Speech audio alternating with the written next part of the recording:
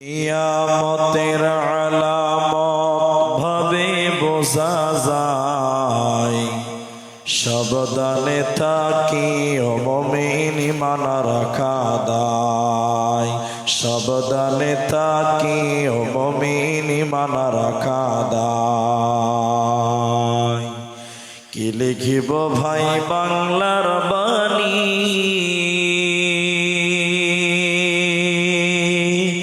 লিখতে ঝরে চোখের পানি। ক্ষমতার জোরে মানুষ মারে পশ্চিমে বাংলায়, সাবধানে থাকি ও মুমিন ঈমান রাখা দায়। সাবধানে থাকি ও মুমিন ঈমান রাখা দায়। কিয়ামতের আলামত ভাবে বোঝা যায়, সাবধানে থাকি ও মুমিন ঈমান রাখা দায়। বিশ্ব জরিপে দুর্নীতিতে এ বাংলা ভাই এক নাম্বারে। ধর্ষণের সেঞ্চুরি উৎসব ভার্সিটিতে হয়, সাবধানে থাকি ও মুমিন ঈমান রাখা দায়। সাবধানে থাকি ও মুমিন ঈমান রাখা দায়। কিয়ামতের আলামত ভাবে বোঝা যায়, সাবধানে থাকি ও মুমিন ঈমান রাখা দায়।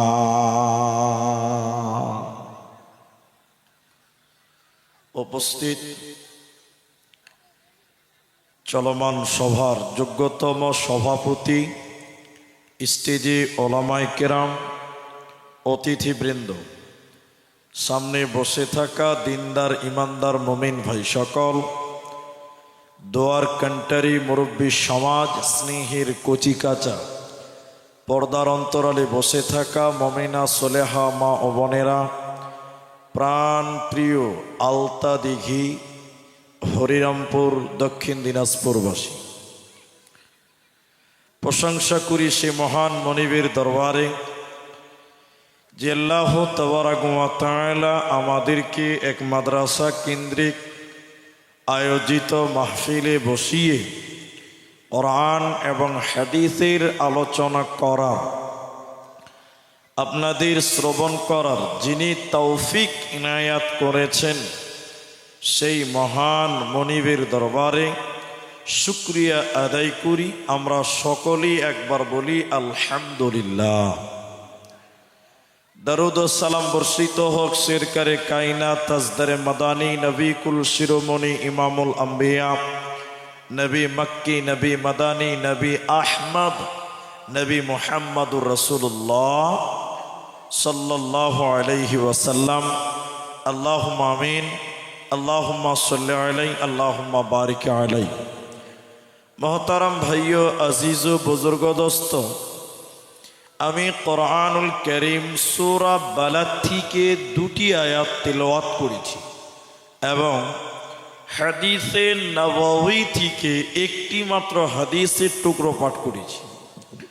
উল্লেখিত আয়াত এবং হাদিসকে কেন্দ্রবিন্দুর মধ্যে রেখে সংক্ষিপ্ত বিবরণের চেষ্টা করব, যদি আল্লাহ তৌফিক দেন তো। আলাইহি তাওয়াক্কালতু ওয়া ইলাইহি উনীব। মোহতারাম ভাইও, বুজুর্গ দোস্ত, আমি আমার আলোচ্য বিষয় বলার পূর্বে মাত্র 5 মিনিট টাইম আপনাদের সঙ্গে জরুরি কয়েকটি কথা বলছি।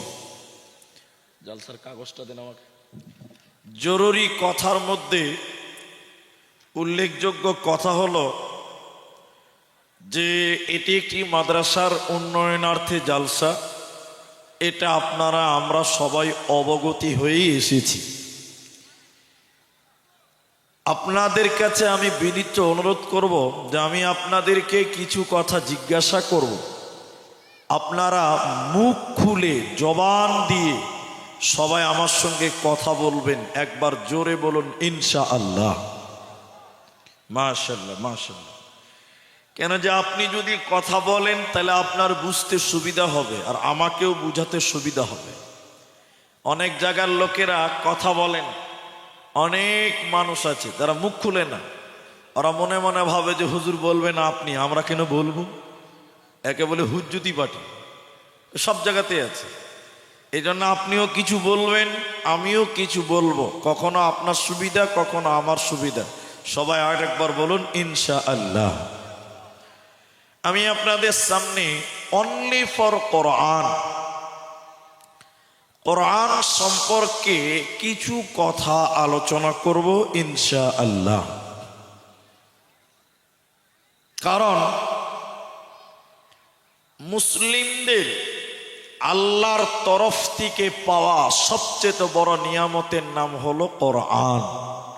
সবাই বলুন কি বললাম? কোরআন। আজকের দুনিয়াতে অনেক মানুষ কোরআনের বিরুদ্ধে বলে, কোরআনের বিরুদ্ধে চলে, কোরআনের পেছনে শত্রুতা করে, ঠিক না নাই? হ্যাঁ না বলেন? করে। কিছু মানুষ মুখে বলে, কিছু মানুষ কোরআনের উল্টা চলে, কিছু মানুষ কোরআনের বিরোধিতা করে। এই তিন ডিজাইনের লোক নবী মুহাম্মদুর রাসূলুল্লাহ সাল্লাল্লাহু আলাইহি ওয়াসাল্লামের জামানা থেকেই ছিল। ওদের উত্তরাধিকারী বংশধর আজও পৃথিবীতে আছে, যা বক্তব্যর মাঝখানে আপনি এই বিষয়টি স্পষ্ট করে আপনি পাবেন। কিন্তু কোরআন এমনই একটি গাছ, এমনই একটি চারা, কিছু কিছু চারা আছে যত ছাঁটবেন তত তাড়াতাড়ি ঝাঁকড়া হয়, ঠিক বললাম না? না একটু হ্যাঁ না বলেন? কোরআন তেমনই একটি কিতাব, কোরআনের বিরুদ্ধে যত আলোচনা করবেন, কত ষড়যন্ত্র করবেন, ততই মুসলিমদের কোরআনের মহব্বত মানুষের ভিতরে দিন দিন বাড়বে। বলুন ইনশাআল্লাহ। এজন্য আমার দিকে খুব অ্যাটেনশন হয়ে আপনি বক্তব্যগুলো শুনবেন এবং কথা বলবেন। 24 ঘন্টার বুকে আসমানের নিচে জমিনের উপরে সবচেয়ে বেশি যে কিতাবটা তেলাওয়াত করা হয়, ওই কিতাবটার নাম কি? সবাই বলুন কোরআন। বলুন সুবহানাল্লাহ। কোরআন সবচেয়ে বেশি তেলাওয়াত করা হয়, তত তেলাওয়াত পৃথিবীতে আর কোনো বইকে করা।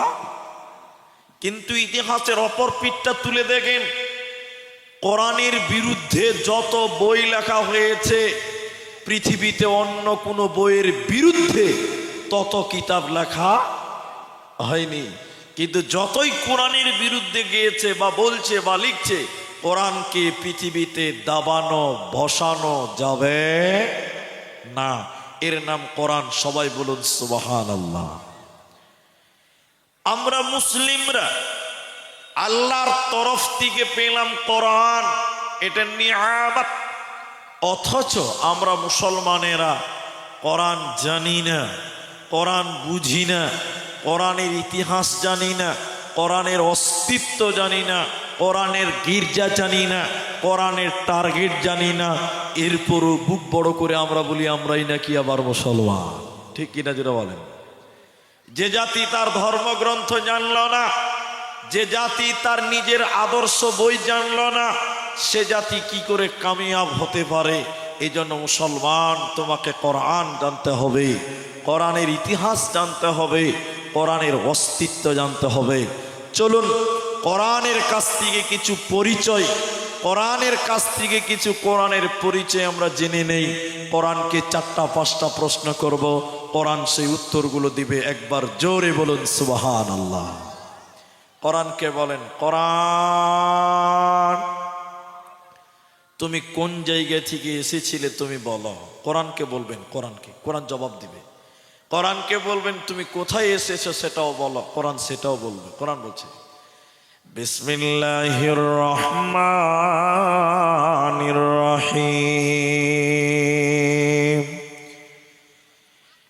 লা উকসিমু বিহাযাল বালাদ।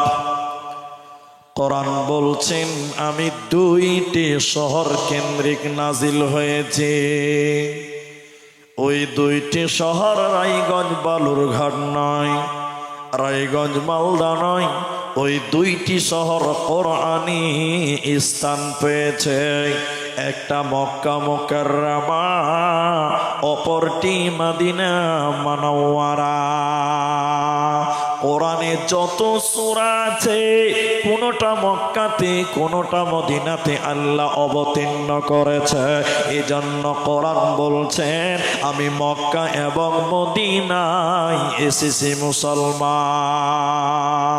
কোরআনকে দ্বিতীয় প্রশ্ন করেন কোরআন, হে কোরআন তুমি কোথায় থেকে মক্কা মদিনায় এসেছিলে তুমি বলো, তোমার আসল ঠিকানা কোন জায়গায় ছিল তুমি বলো।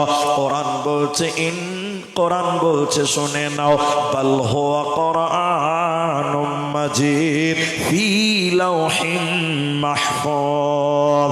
কোরআন বলছেন আমি আরশের উপরে লৌহে মাহফুজের ভিতরে আমি ওই জায়গাতে ছিলাম। ওখান থেকে দীর্ঘ 23 বছর সময় আমার পৃথিবীতে আগমন হয়েছে। কোরআনকে 3 নাম্বার প্রশ্ন করেন কোরআন তুমি কখন এসেছিলে তুমি বলো, কোন দিনে তোমার আগমন হয়েছে বলো। কোরআন বলছে শাহরু রমাদানাল্লাযী উনজিলা ফীহিল কোরআন। কোরআন বলছে বান্দারে আমি রমজান মাসে এসেছি মুসলমান, আমার রমজান মাসে আগমন হয়েছে। কোরআনকে চতুর্থ প্রশ্ন করেন কোরআন রমজান মাসে তুমি কখন এসেছিলে, দিনের বেলায় না রাত্রি বেলায়, সন্ধ্যা বেলায় না সকাল বেলায়, কোন জায়গায় তুমি বলো। কোরআন বলছে বান্দা ইন্না আনজালনাহু ফি লাইলাতিল কদর, রমজানের শেষের 10 বেজরের রাত্রিতে আমার আগমন হয়েছে, কদরের রাত্রিতে আমার পৃথিবীতে আগমন হয়েছে। অতএব লাইলাতুল কদরে রমজান মাসে কোরআন পৃথিবীতে এসেছে। কোরআনকে 5ম নম্বর প্রশ্ন করেন কোরআন তুমি কেন কেন কেন কেন তুমি এসেছো কেন বলো, তোমার উদ্দেশ্য কি তুমি বলো, তোমার টার্গেট কি তুমি বলো, তুমি কেন পৃথিবীতে এসেছো কোরআন তুমি বলো। কোরআন বলছে হুদাল লিন্নাস, কোরআন বলছে হুদাল লিন্নাস, আমি মানুষের হিদায়াতের জন্য, মানুষকে হিদায়াত দেওয়ার জন্য, জান্নাতের রাস্তা দেওয়ার জন্য, মানুষকে সাফল্য কাম করার জন্য, হুদাল লিন্নাস মানুষকে জান্নাতি বানাবার জন্য আমি কোরআনের পৃথিবীতে আগমন হয়েছে। অতএব মুসলমান কোরআন পৃথিবীতে তোমাকে হিদায়াত দেওয়ার জন্য এসেছে, এরই নাম কোরআন।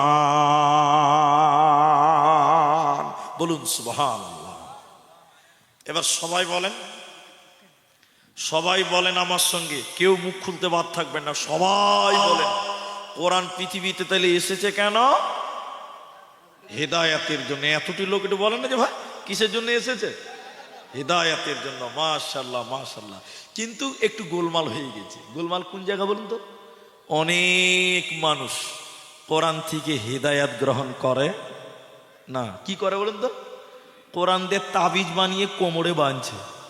আপনার দিকে মনে হয় নাই নাকি গো? এরা বলে না কথা, সবাই বলুন আছে না নাই? কোরআন এসেছে হিদায়াতের জন্য। অনেক মানুষ কোরআন থেকে হিদায়াত গ্রহণ করে না, ওইটা তাবিজ ব্যবহার করছে। এটা কি তাবিজের জন্য এসেছে ভাই? আপনার দিকে লোক তাবিজ দেয়, তাহলে বুঝা যাচ্ছে। এটা আপনারা মুখ খুলে বলেন, তাবিজটা কে দেয় ভাই? হ্যাঁ, আস্তে আস্তে বলছে মুলবিরাই দেয়, মানে জুড়ে বলছে না যে মুলবি সাহেবরা বসে আছে এতটি মুলবির নাম বলবো। কিন্তু সব মুলবির আবার দেয় না, সব মুলবিরা দেয় যে দেয় না। তাহলে একটু দেখেন, এটা ওটা বলছি, একটু দেখেন আমার দিকে।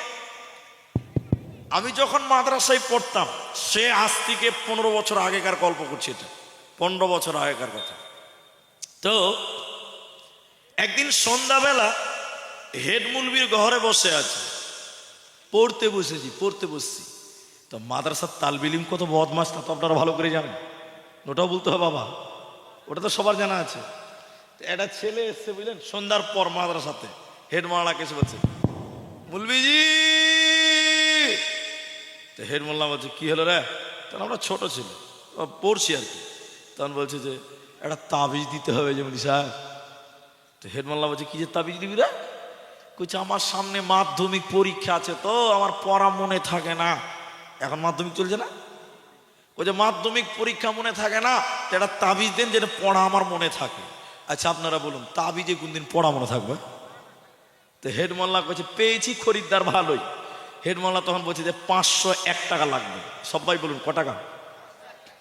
এখন 501 টাকায় যদি মাধ্যমিকে ভালো নাম্বার পাওয়া যায়, 501 টাকা দিতে কোনো অসুবিধা আছে আপনাদের? এরা বলে না অসুবিধা আছে, 5000 চাইলেও তো দিবে মানুষ, দেবে না? তো বলছি ঠিক আছে তাই দিব, আপনি লেখেন। এবার আমার দিকে দেখেন, মুলবি আর তালবিল কত চালাক আমরা তখন বুঝতেই পারছেন।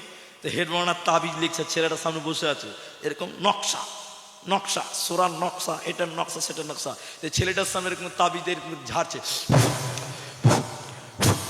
এই যে তাবিজে ফু মারছে, তা আমরা তালবিলে মনে মনে ভাবছি যে ইংরেজিতে দোয়া টোয়া মনে হয় পড়ছে, না তো এত আওয়াজ কেন হবে? এইখানে তাবিজটা বেনে দিয়ে বলছে 501 টাকা দাও, দিয়েছে। দিয়ে বলছে রে বাবা তুমি আজ থেকে রাত জেগে মন দিয়ে পড়াশোনা করবা, তোমার পড়া মনে থাকবে।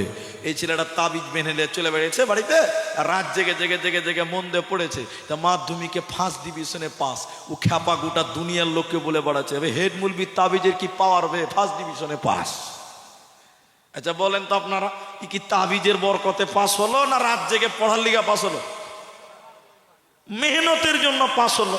ও খ্যাপা ওটা বুঝেনি, বলছে মুলবির তাবিজের কি পাওয়ার রে, ফার্স্ট ডিভিশনে পাস। গায়ের লোক বুঝে ঠিকই তোর অত পড়াই মনে থাকতো না। কত বুদ্ধির অভাব।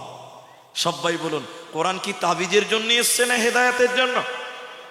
হাদিস মানিত্তাবাল হুদা, নবীজির হাদিস শোনেন। তিরমিজির বর্ণনায় নবী বলেন মানিত্তাবাল হুদা বিগাইরিল কোরআন আদাল্লাহুল্লাহ বাবে ইফআল, দাল্লা ইউদিল্লু বাবে ইফআল। দেখেন আদাল্লাহুল্লাহ, বিশ্ব নবী বলেন কোরআন বাদ দিয়ে যদি কেউ কোনো জায়গাতে হেদায়েতের জন্য যায়, কোরআনের কাছে গেল না, অন্য কোথাও হিদায়াত নিতে গেল, বিশ্ব নবী বলছেন ও তো হিদায়াত পাবে না, বরং আল্লাহ নিজে তাকে গোমরাহ করবে, আল্লাহ নিজে তাকে পাপিষ্ট করবে, আল্লাহ নিজে তাকে জাহান্নামী বানাবে। অতএব কোরআন ছাড়া অন্য কারো কাছে হিদায়াত গ্রহণ করা যাবে না, চলবে না। তাই কোরআনে আল্লাহ বলেন হুদাল লিন্নাস, এই কোরআন পৃথিবীতে আমি আল্লাহ এই জন্য দিলাম মানুষকে হিদায়াত দেওয়ার জন্য, জান্নাতের রাস্তা দেওয়ার জন্য। আবার কোরআনে অন্য জায়গায় বলা হচ্ছে, কোথায়? সূরা আনফাল, আল্লাহ 2 নম্বর আয়াতের মাঝখানে একটা শব্দ বলেছেন কি? কোরআন পড়বে, কোরআন তেলাওয়াত করবি, তোদের তখন ঈমান বাড়বে। বলুন সুবহানাল্লাহ। মানুষের ঈমান কখনো বাড়ে কখনো ডুবে, কখনো বাড়ে কখনো কমে, কখনো বাড়ে কখনো কমে। ঠিক বললাম না? বলেন। কোরআন শুনবেন, কোরআন তেলাওয়াত করবেন, আপনার ঈমান বৃদ্ধি হবে। আরেকবার বলুন সুবহানাল্লাহ। আল্লাহ কোরআন বলছে ওয়াইদা তুলিয়াত আলাইহিম আয়াতুহু যাদাতুহুম ঈমানা, যে মুমিন হবে রে ও যখন কোরআন তেলাওয়াত করবে তখন মুমিনের ঈমান বাড়বে, কিন্তু বেঈমানের ঈমান বাড়বে না। এটা ফেসবুকের জামানা, এটা 5G'র জামানা। মা বোন আপনারা একটু করে আগিয়ে বসেন, এখান থেকেও আমাকে দেখতে পাবেন। অত দূরে বসে আছেন আপনার বোনেরা যারা আসবে, ওরা কি দেখবেন আমাকে? না, ওরা বসবে না। তা আপনারা একটু করে আগিয়ে এসে বসেন, পরে যে মা বোনেরা আসবে তারা যেন বসতে পারে। তা আপনারা গেটের সামনে ভর্তি হয়ে গেলেন, সামনে ফাঁকা, তো ওরা আসবে কি করে? আপনাদের উপর দিয়ে আসবে না তো? তাই মা বোন আপনারা যদি এদিকে আসেন তো আল্লাহ খুশি হবে। আপনার বোনদের বসার জায়গা করার দায়িত্ব আপনার। আমাকে বললেন, আমি বললাম, আপনারা মারার চেষ্টা করেন। আর ভাই এই মাঠেও এই জায়গাতে কোনো নাপাক আছে নাকি যে ভাই? না ওটা দোষ করেছে? কি ব্যাপার? ওদিকাটি টিএমসি দিকে লোক বিজেপি নাকি যে ভাই? এরকমই যে মনে হয়েছে তোদের দিকে যাবো না ভাই, চাকরি করে লাগা যা, ওইরকম মনে হয়েছে যে। তো ভাই আপনারা আগে এটা বসে এটা পূরণ করেন না। এখানে মাঝখানে ফাঁকা থাকার কোনো মানেই খুঁজে পাই না। এখন কি ছিল তো আপনার আগে আসেন, এখনই আগান, আল্লাহ রাস্তায় আগান ভাই। আমি বারবার বলবো না, এই যে বললাম আর বলার জন্য প্রয়োজন হবে না ইনশাআল্লাহ। ভাই আপনার যার সামনে জায়গা আছে ফাঁকা, পূরণ করে বসেন। এটা আপনার ইমানই দায়িত্ব যে আপনার ভাই পরে যে আসবে তাকে বসার জায়গা করা দায়িত্ব কার? আপনার। রাসূলুল্লাহ ইহুদি মেয়ের জন্য পাগড়ি চালিয়ে দিয়ে বলেছিলেন বসার ব্যবস্থা করো, বলুন সুবহানাল্লাহ। আর এত মুসলমান এসছে আপনার ভাই, আপনার জাতি ভাই, তা আপনি তার বসার জায়গা করবেন না? আপনি সামনে জায়গা ফাঁকা রেখে বসে থাকবেন না? তো যে কথা আমি বলছিলাম, অ্যাটেনশন হন আবার আমার দিকে। তাহলে কোরআন তেলাওয়াত করবে, শুনবে, তো ইমানের, মুমিনের ইমান বাড়বে, বেঈমানের বাড়বে, সবারই বাড়বে না। যেমন আপনাদেরকে বুঝাই, একটু বুঝে চেষ্টা করেন।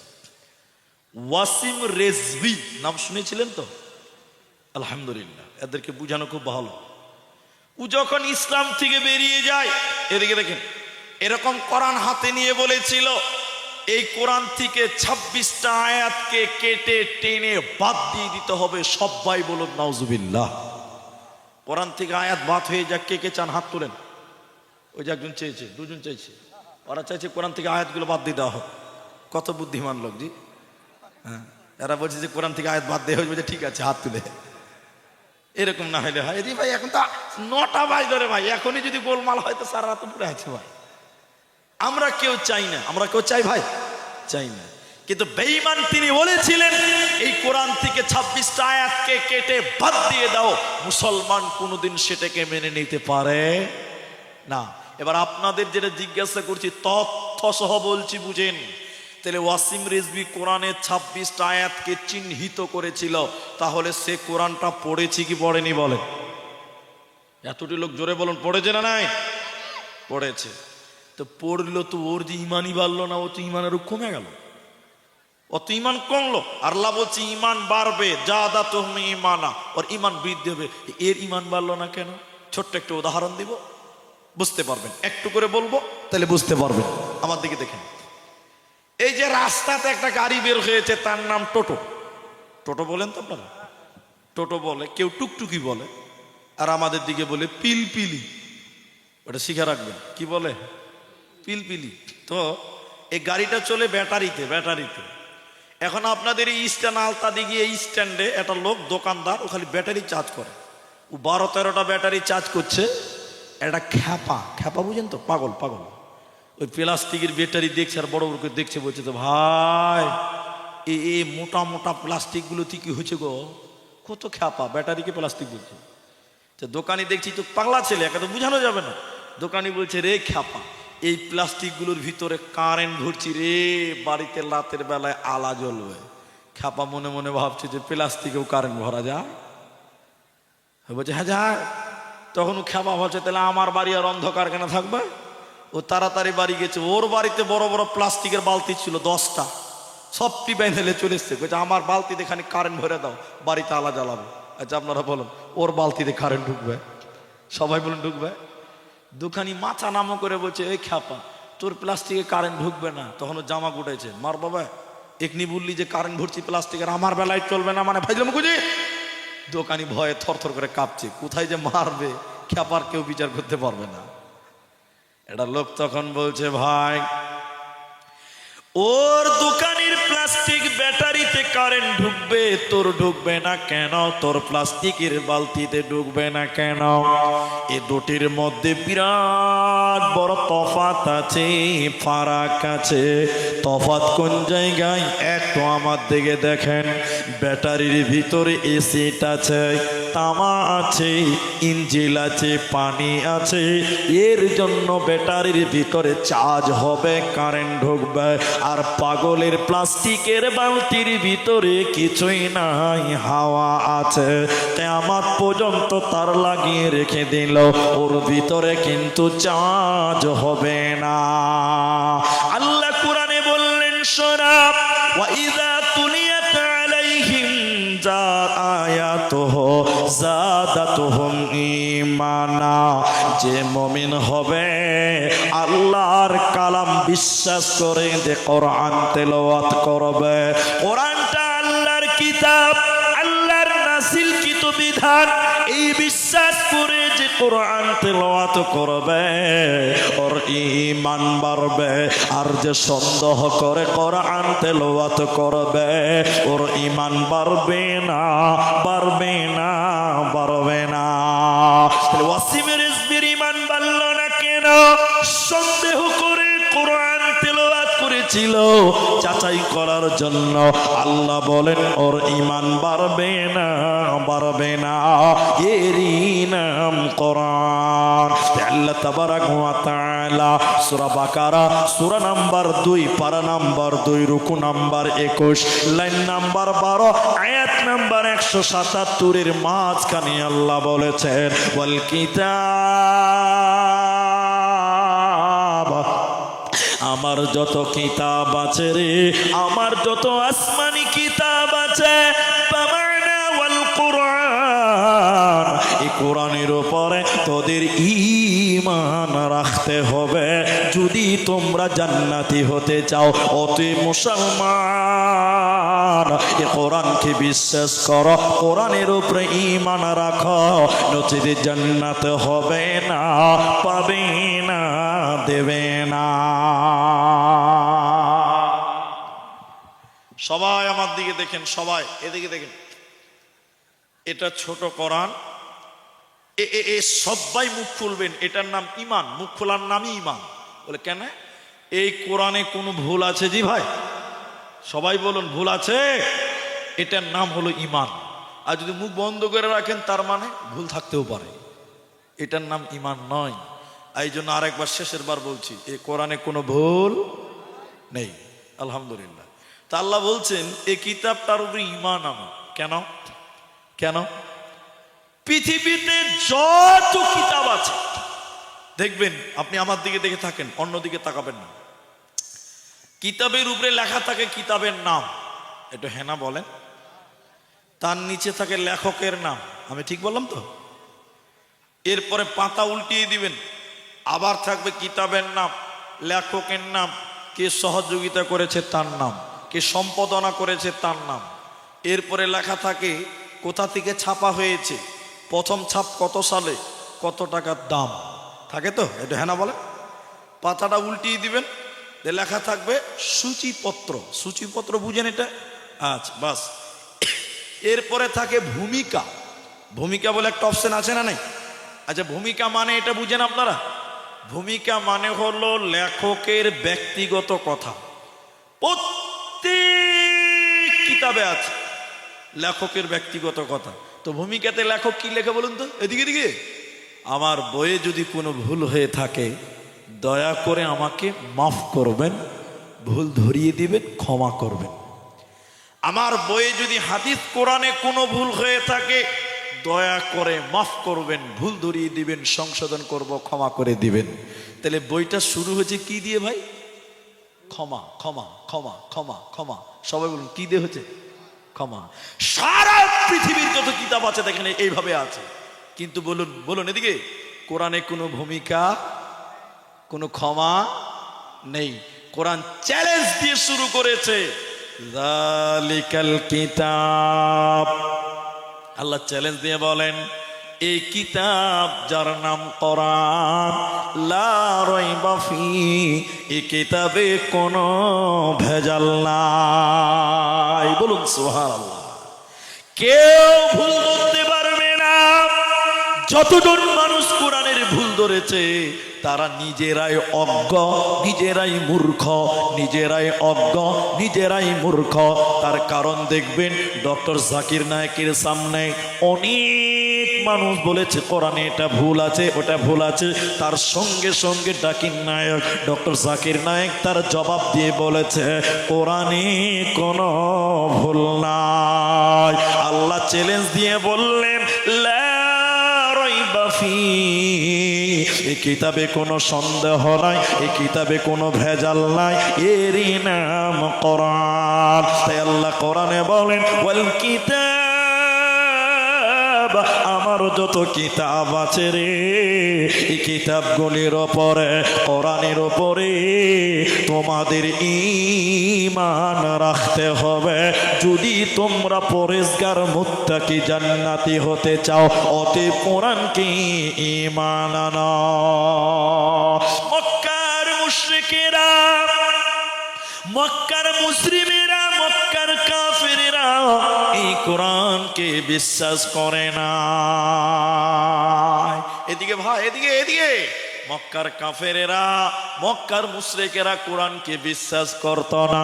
ওরা বলতো এটা আল্লাহর কালাম নয়, এটা নবী মুহাম্মদুর রাসূলুল্লাহ সাল্লাল্লাহু আলাইহি ওয়াসাল্লাম উনি বাড়িতে বসে বসে বানিয়েছে, এটা আল্লাহর কালাম নয়। বলুন নাউজুবিল্লাহ। এটা কারা বলতো? মুশরিকেরা, কাফেরেরা বলতো। ভালো করে বুঝেন কথাগুলো। এই জন্য মক্কার কাফের মুশরিকেরা নবীকে কবি বলেছিলেন। কবি, কবি, কবি বুঝেন তো? কবি নবী রবীন্দ্রনাথ, কবি ধীরেন্দ্রনাথ, কবি নজরুল, এর নাম শুনেছেন না? আর কবিতা কাকে বলে? আতা গাছে তোতা পাখি, ডালিম গাছে, বাকিটুকু আপনারা ভালো জানেন, আর আমাকে বলতেই হলো না। মাশাআল্লাহ, মাশাআল্লাহ, এরাই ভালো বুঝেছি। একে কবিতা বলে। এটাকে কি বলে? এরা কথা বলে, এটা তাকবীর দিচ্ছি, নারায়ে তাকবীর। তো কবিতা কাকে বলে? উপরের সঙ্গে নিচেরটার মিল থাকবে, একে কি বলে বলুন তো? কবিতা। তো নবীকে কবি বলেছিলেন কেন? কোন কবি আবৃত্তি করেছে? বলে হ্যাঁ করেছে মক্কার কাফেরেরা বলতো। এদিকে দেখেন, এদিকে দেখেন, কবিতা দেখেন কত মজবুত কবিতা। আপনারা আমার সঙ্গে একটু বলেন ইন্না আ'তাইনাকাল কাউসার, শেষের অক্ষরটার নাম কি বলুন তো? র, র, শেষের অক্ষরটার নাম কি? র। দ্বিতীয় আয়াত পড়েন ফসল্লি লিরাব্বিকা ওয়ানহার, শেষের অক্ষরটার নাম সবাই বলুন না ভাই, র। 3 নম্বর আয়াত পড়েন ইন্না শানিয়াকা হুয়াল আবতার, শেষে কি আছে? সুবহানাল্লাহ বলবেন না? এত সুন্দর মিল পৃথিবীর কোনো কবি মিলাতে পারবে না। নবীকে কবি বলেছিলেন কেন? কোরআন কত সুন্দর কবিতা আছে, আমার দিকে দেখেন। আমি হাফেজ নই, তারপরও বলি ওয়াশ-শামসি ওয়া দুহাহা ওয়াল কমারি ইদা তালাহা ওয়ান নাহারি ইদা জাল্লাহা ওয়াল লাইলি ইদা ইয়াগশাহা ওয়াস সামাই ওয়া মা বানাহা ওয়াল আরদি ওয়া মা তাহাহা ওয়া নাফসি ওয়া মা সাওয়াহা ফাআলহামাহা ফুজুরাহা ওয়া তাকওয়াহা ক্বাদ আফলাহা। সবশেষে হা হা হা। এত সুন্দর মিল, এই জন্য মক্কার কাফেরেরা বলেছিল নবীজি কবি হয়ে গেছে, নচেত এত সুন্দর কবিতা বানাতে পারত না। মুশরিকেরা বলেছিল এ কোরআনটা আল্লাহর নয়, এটা নবী বাড়িতে বসে বসে বানিয়েছে।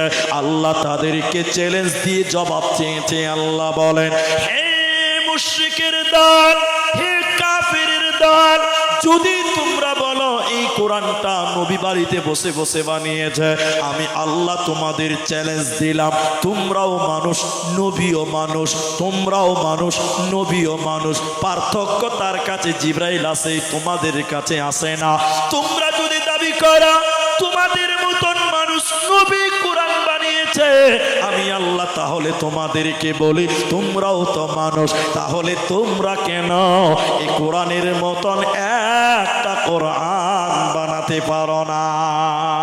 তোমরা যদি বলো নবী কোরআন বানিয়েছে, আমি আল্লাহ বললাম তোমরা কেন বানাতে পারছো না? তোমরা এই কোরআনের মতন কোরআন বানাও। আল্লাহ বলেন ওয়া ইন কুনতুম ফি রাইবিম মিম্মা নাযালনা আলা আবদিনা ফাতু বিসূরাতিম মিন মিথলিহি ওয়াদউ শুহাদা। এই কোরআনের মতন একটা কোরআন তোমরাও বানিয়ে দেখাও। যদি সম্ভব না হয় 30 পারা বানাতে হবে না, 114টা সূরা বানাতে হবে না, একটা আয়াত তোরা বানিয়ে দেখা।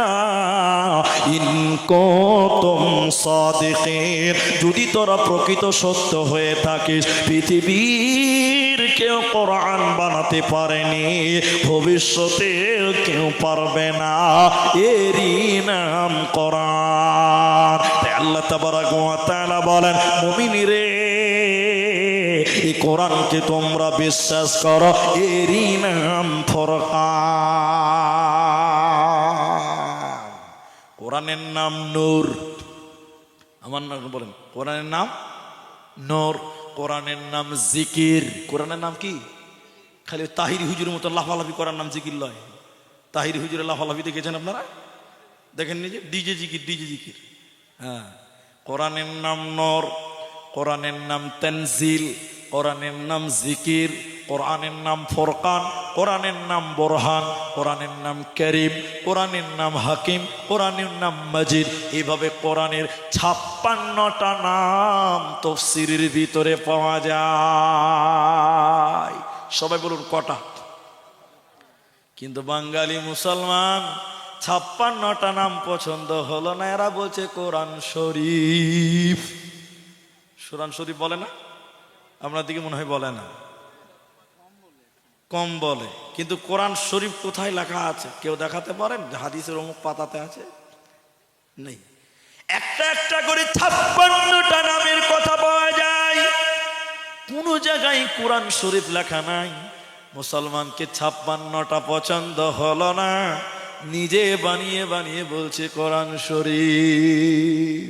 আমি এক জালসাতে বলেছি, তখন একটা লোক বলছে কোরআন শরীফ বললে অসুবিধা কি আছে?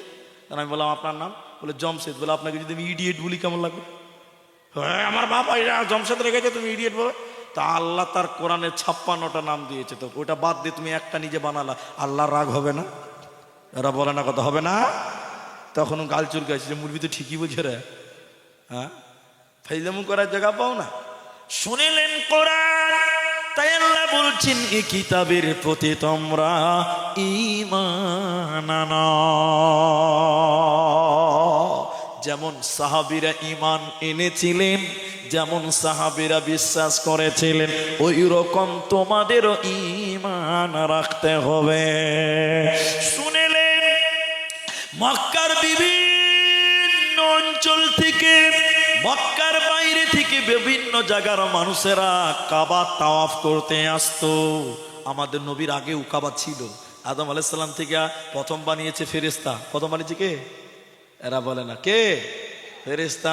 আদম নবী এলো, এই একটা একটা করে নবী আসছে। হযরত নূহ আলাইহিস সালামের সময় প্লবনে সব ভেঙে তছনছ হয়ে গেছিল, গোটা পৃথিবী ডুবে গেছিল। ইতিহাস অনেক লম্বা আছে। আবার কাবা বানানো হলো, এই করে করে ইব্রাহিম এলো, ইসমাইল বাপ বেটাতে কাবা বানালো। ওইরকম কাবা ছিল নবীদের ইসলাম। দেখেন কোরআন কি জিনিস।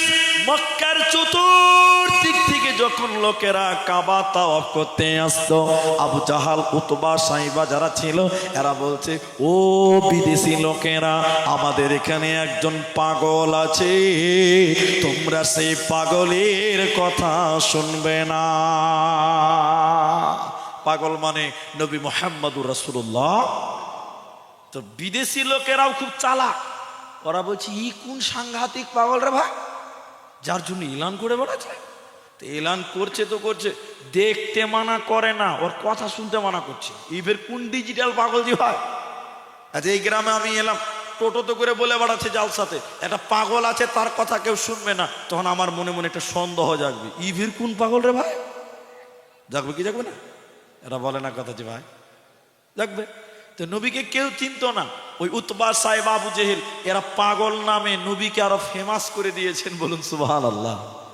এবার বিদেশি লোকেরা বলছে আছে পাগলের কথা শুনতে মানা করছে, দেখতে তো মানা করে না। চলো পাগলটা আমরা দেখবো, পাগলটা দেখবো। তখন আরেকজন বলছে কি করে দেখবি রে, শুনবি না তো দেখবি কি করে? বলছে আরে বোকা কোথাকার, কানের ভিতরে আঙুল ভরে দে, কিচ্ছু শুনতে পাবি না, দেখতে তো ঠিকই পাবি। হাজি ভাই কানের ভিতরে আঙুল দিয়েছে, কানকে জাম করে চলে গেছে পাগল দেখার জন্য। বিশ্ব নবী কাবার সামনে যে পাথর, হাকিমের পাথর, ওই পাথরে নবী যে হেলান দিয়ে কেউ বলেছেন সূরা কাহাফ, কেউ বলেছেন সূরা রহমান তেলাওয়াত করছিলেন। নবীজির সামনে এরা যখন কান বন্ধ করে নবীজির সামনে দাঁড়ালো, নবীজির চেহারা, নবীজির সূরা দেখে তারা অবাক হয়ে বলেছিল এটা কোনদিন পাগল হতে পারে না, পারে না, পারে না। পাগলকে দেখলে চেনা যাবে, পাগলকে দেখলেই বোঝা যায় এত সুন্দর নোরানি চেহারা, ইনি কোনদিন পাগল হতে পারে না। তখন কি করলো, তারা নিজের কান থেকে আঙুলগুলো বের করে দিল। নবীজির মুখে যখন কোরআন শুনলো, নবীজির জবানে যখন কোরআন শুনলো, ওরা বসে গেল, নবীজির হাতে কালেমা পড়ে তারা ঈমান আনলো। এজন্য কোরআন এমনই একটি মহব্বতের কিতাব, এমন একটা মধুর কিতাব বন্ধুরে, যে শোনে তাকে কোরআন ভালো লাগে। আজ পর্যন্ত শুনেছেন যে কোরআন শুনতে বিরক্ত লাগছে কেউ বলেছে? বলুন বলুন বলুন না। একটা অনুষ্ঠান হয়েছিল বিদেশের মাটিতে, প্রত্যেক ধর্মগ্রন্থের ধর্মগুরুদেরকে ডাকা হয়েছিল। প্রত্যেকটা ধর্মগ্রন্থের গুরুদের, পণ্ডিতদের ডাকা হয়েছিল। খ্রিস্ট ধর্ম, বৌদ্ধ ধর্ম, ইহুদি ধর্ম, মুসলিম ধর্ম যত আছে সবাইকে ডাকা হলো। সবাইকে 5 মিনিট করে টাইম দেওয়া হয়েছে যে নিজের ধর্মগ্রন্থ তেলাওয়াত করো। 5 মিনিট করে দিয়েছে, তার বেশি দেবে? এরা বলে না যে গো রাজা দিয়েছে, রাজা দাওয়াত করেছে, রাজা যে সে ব্যাপার। একজন একজন একজন একজন করে কোরআন নিজের ধর্মগ্রন্থ পেশ বুঝে, কে বেদ, কে বাইবেল, কে রামায়ণ, বিভিন্ন গ্রন্থ ওদের ধর্মগ্রন্থ তেলাওয়াত করছে। 5 মিনিট হয়ে যায়, চলে গেছে। এবার একের পর এক পালা এলো। কারি আব্দুল বাসিত রাহেমাহুল্লাহর নাম, বিশ্ববিখ্যাত কারি, বলুন সুবহানাল্লাহ, বিশ্ববিখ্যাত কারি। ওকে ডাকা হলো, ও গেল, দাওয়াতে গেছে, মেন জায়গায় চলে গেছে কোরআন তেলাওয়াত করতে। ওর তেলাওয়াত যারা শুনেছেন তারা জানেন, ওকে বিসমিল্লাহ আউযুবিল্লাহ বলতেই তো মোটামুটি 10 মিনিট লাগে। ক মিনিট লাগে? ও আব্দুল বাসিত সাহেব যে কানে হাত ধরে একদম ঝুঁকে ঝুঁকে ঝুঁকে ঝুঁকে কখন 30 মিনিট হয়ে গেছে, বাদশার কোনো খবরই নাই। বলুন সুবহানাল্লাহ। এর নাম কোরআন। এর নাম কি? আবু জাহাল, উতবা, সাইবা এরাও বলতো কোরআনে আছে। তারা বলে বেড়াতো ক্বালাল্লাযীনা কাফারু লা তাসমাউ লিহাযাল কোরআন। ও মায়েরা, বোনেরা, হরিরামপুরের ভাইয়েরা শোনেন, আর কাফেররা বলতো সব চলতে দেওয়া যাবে কিন্তু কোরআন চলতে দেওয়া যাবে না, কারণ কোরআন যে শুনে সেই মুসলমান হয়ে যায়। বলুন সুবহানাল্লাহ। হযরত ওমর মুসলমান হয়েছে, এরকম অগণন ইতিহাস আছে। এই জন্য তারা বলতো সব চলতে দেওয়া যাবে কিন্তু কোরআন চলতে দেওয়া, কিন্তু কোরআনকে থামানো যাবে? দেখেন হাদিসটা শুনেন খালি। উতবা, সাইবা, উমাইয়া, আবু জাহাল, এরা 4-5 জন যারা নেতা ছিল, নেতা, প্রত্যেক দিন রাতের বেলায় নবীজির বাড়ির পেছনে দাঁড়িয়ে দাঁড়িয়ে কোরআন শুনতেন। বলবেন না সুবহানাল্লাহ? এরাই বলে বেড়াচ্ছে কোরআন শোনা যাবে না, আর এরাই বাড়ির তলে তলে পেছনে লুকিয়ে লুকিয়ে কোরআন শুনছে, যে সে ব্যাপার। একদিন উতবা, সাইবা, আবু জেহেল, উমাইয়া এরা 4 জনাতে গল্প ধরেছে, এই আমরা তো নিজেরাই কোরআন ভুলতে পারি না, নিজেরাই তো কোরআন শুনছি, তো লোককে কি করে মানবি রে? লোককে রুখা যাবে না ভাই। তাহলে নিজের আগে কোরআন ছাড়, শুনতে আসবি না কাল থেকে, তাহলে লোককে রুখতে পারবো। তখন আবু জাহাল, উতবা, উমাইয়া, সাইবা যারা ছিল ওদেরকে বললো কাল থেকে কোরআন শুনতে আসবি না, ঠিক আছে? ওরা 4 জনই বলছে ঠিক আছে। একদিন রাত হয়ে গেছে, তার পরের দিন, তখন আমি উমাইয়া বুঝার জন্য বলছি, উমাইয়া মনে মনে ভাবছে ওরা তিনজন তো বলেছে কোরআন শুনতে আসবে না, তো আমি একলাই যাই, ওরা জানতেও পারবে না, জি ভৈরা কোরআন শুনবো। কথা বুঝতে পারছেন কিনা? এবার আমি তো এটা ভাবছি ইনি বড় ভাই, উনি একজন, ওই চারজনের মধ্যে, নামটা বললাম না সম্মানহানি হবে, ওই চারজনের মধ্যে উনি একজন। উনি তখন বলছে ওরা তিনজন তো বলেছে যে আসবে না, তো আমি একলাই গেলে কি ওরা জানতে পারবে? জানতে পারবে না। তাহলে একদম নো টেনশন, ডু ফুর্তি, হ্যাঁ একদম ফজর অবধি চলবে আমার কোরআন শোনা। চারজনই একই নিয়ত করেছে, চারজন আল্লাহর বান্দা নবীর বাড়ির পেছনে যখন গেছে, চারজন মুখ তুকে নেছে রে, তুকে নেলি রে, তুই যে কারণে এসছে আমি কারণে এসছে রে। চারজনে মাথায় হাত দিয়ে বলছে নাউজুবিল্লাহ, আমরাই যে থামতে পারি না রে ভাই, তো লোককে কি করে থামতে পারবি? একবার জোরে জবান ছেড়ে বলুন সুবহানাল্লাহ। এটা ছিল কোরআনের প্রেম, এটা ছিল কোরআনের মহব্বত। বেঈমানেরাও বিশ্ব নবীর বাড়ির পেছনে লুকিয়ে লুকিয়ে কোরআন শুনতো, বলুন সুবহানাল্লাহ। এজন্য কোরআন শুনলে নাকি হয়, কোরআন পড়লে নাকি হয়, কোরআনের পেছনে টাকা দিলে নাকি হয়, কোরআনের পেছনে সময় দিলেও নাকি হয় না? দেখবেন কোরআন শুনলে নাকি হয়েছে কিনা দেখেন, কোরআন পড়লে নাকি হয়েছে কিনা দেখেন। দেখেন হযরতে আবু হুরায়রা তিনি বর্ণনা করেন, কিয়ামতের দিন দুই জনের সুপারিশ আল্লাহ মঞ্জুর করবেন, দুইটি বিষয়ের, দুইটি জিনিসের আপনার সাক্ষী, দুইটি জিনিসের সাক্ষী আল্লাহ কিয়ামতের দিন মঞ্জুর করবেন, কবুল করবেন। ওই দুটির মধ্যে একটার নাম কোরআন। যে দুনিয়াতে কোরআন পড়েছিল, যে দুনিয়াতে কোরআন পড়বে, কিয়ামতের দিন এই কোরআন তার জন্য বলবে আল্লাহ তোমার এই বান্দা কোরআন তেলাওয়াত করেছিল, তোমার এই বান্দা কোরআন চর্চা করেছিল, আল্লাহ তুমি আমার সাক্ষী গ্রহণ করো। আল্লাহ কোরআনের সাক্ষী গ্রহণ করবে আর ওই লোককে ক্ষমা করে জান্নাতে দেবে, এর কোনো চিন্তা রবে না, রবে না। আর যদি আপনি কোরআনের বিরুদ্ধে থাকেন, কোরআনের বিরোধিতা করেন, কোরআন তেলাওয়াত সহ্য করতে পারেন না, এমন যদি হয়, মরার পর বাঁচার উপায় রবে না, রবে না, রবে না। যদি কোরআন হাদিস না মানি জীবনে, কি হবে গো মৃত্যুর পরে? যদি কোরআন হাদিস না মানি জীবনে, কি হবে গো মৃত্যুর পরে? চার মাযহাবকে ফরজ জেনেছি, এক মাযহাবের আমল করেছি, কোরআন হাদিসের দিকে দেখিনি তো ফিরে, কি হবে গো মৃত্যুর পরে? যদি কোরআন হাদিস না মানি জীবনে, কি হবে গো মতের পরে? কি হবে গো মৃত্যুর পরে? এরই নাম কোরআন।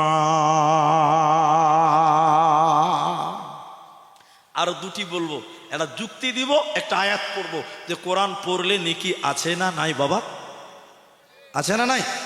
আছে। দেখেন যুক্তিটা শুনে না গে। আমি আজকের জালসার প্যান্ডেল মানে রাস্তাঘাট অতটা ফলো করিনি, মাঝে মধ্যে করি, কিন্তু আজকে করিনি। আমি বলছি না যে আমি ক্লান্ত, এটা আমি বলছি না। আমি দিনেও প্রোগ্রাম ছিল আমার, যারা আমাকে ফেসবুকে দেখেন তারা দেখেছেন যে আমি আসর থেকে মাগরিব অবধি একটা জলসা করে এলাম উত্তর দিনাজপুর থেকে। আমি আবার দ্বিতীয় প্রোগ্রামে আছি, তা আমি খুব খেয়াল করিনি, ঘুমিয়েছিলাম, আমাকে উঠিয়ে নিয়ে এলো যে উঠেন আপনার টাইম হয়ে গেছে। তা আমি যেটা বলছিলাম, অনেক মুসলমানদের গাড়িতে দেখবেন লেখা থাকে 786, থাকে কি থাকে না বলেন বাবা? অনেক মুসলমানদের বাড়ির দেওয়ালে আছে 786, পেছনের লোকটি কথা বলছেন না, থাকে কি থাকে না বলেন? থাকে। অনেক মুসলমানদের মসজিদেও লেখা থাকে 700। আমি ভুল বললাম না কি গো? আমি একটা জালসার নাম বলছি, জায়গার নাম বলি, খড়দত্তপাড়া, পূর্ব বর্ধমান। একবারই গিয়েছিলাম জালসাতে, দুবার। এবার দাওয়াত করেছিল 21শে নভেম্বর না 21শে ফেব্রুয়ারিতে ডেট আছে, আমার ডেট ফাঁকা নাই, তাই ডেট হয়নি। তো আমি যে বলছি শুনে, জালসাতে স্টেজে যাচ্ছি তখন রাত 1টা বাজে।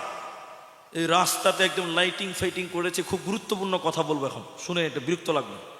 তো গেটের মাঝখানে কালারিং লাইট করে লেখা আছে 786। তো আমাদের বক্তা মানুষ তো একটু খুজুর খুজুর করতে ভালো লাগে। তা আমি রাতে স্টেজে উঠে এরকম করে মাইক ধরেছি, এরকম করে নামাদহু পরে পড়বো, আগে স্টেজে উঠি বললাম যে ভাই, আপনাদের জালসার গেটে বড় বড় করে লেখা আছে 786, এর মানেটা কি একটু বলবেন? এটা লোক এরকম পাঞ্জর থেকে বলছে, বক্তা সাহেব আপনি এটাও জানেন না? মানে কুটকুটি মেরে দে, এটাও জানেন না? তেন আমি বললাম আমি জানি না বলেই তো বললাম, বলেন কি মানে? আমার দিকে দেখে নেই। তো আমাকে লোকটা বলছে, ও বক্তা সাহেব, 786 মানে হলো বিসমিল্লাহির রহমানির রহিম। এটাই তো বলে আপনাদের দিকেও, আপনার দিকে নাই? তো এদিকে যে বলছি, একটু আগে বলছে লেখে। তো আচ্ছা, 786 বিসমিল্লাহ বলে কি বলে না বলে? অনেকেই দাবি করছে। কি করে দাবি করে? ওটারই যুক্তি আছে, দলিলও আছে, দলিল দেব। বগদাদি কায়দা আছে, যারা পড়েছেন আগেকার মুলবি তারা জানেন, এখনকার নিউ যারা তারা জানবে না। এখন তো নুরানি কায়দা পড়ছে এখন তো। এটা সরাতে হবে না, এটা আমিও এর পক্ষে আছে, আপনার পক্ষে আমি আছি। এই লোকগুলো দেখতে পাচ্ছেন, এবার কি করবেন বলেন? এগুলো সরিয়ে দিতে হবে, কি দরকার? নামিয়ে দেন, আমার এই ব্যাগটা দেন তো, একদম একদম একদম উত্তর দিনাজপুর পাঠিয়ে দেন, বাস। এদিকে রাখতেই হবে না, এগুলো এগুলো ভালো জিনিস লয়। একদম উত্তর দিনাজপুর দেন, ব্যাগটা দেন আমাকে, দেন এদিকে ভাবছি, ব্যাগ দেন, এটা উত্তর দিনাজপুর করে দেন। লোকগুলো বিহারে এত বড় বড় সারা রাত জালসা, স্টেজে ল্যাব গদি পেরে দিচ্ছে, সব নিচে বসো, লোকের দেখতে সুবিধা হয়েছে। ঠিক বললাম না? নাই বলেন? জি, মাশাআল্লাহ মাশাআল্লাহ। তো আমি যে কথা বলছি, বলছে 786 মানে বিসমিল্লাহ।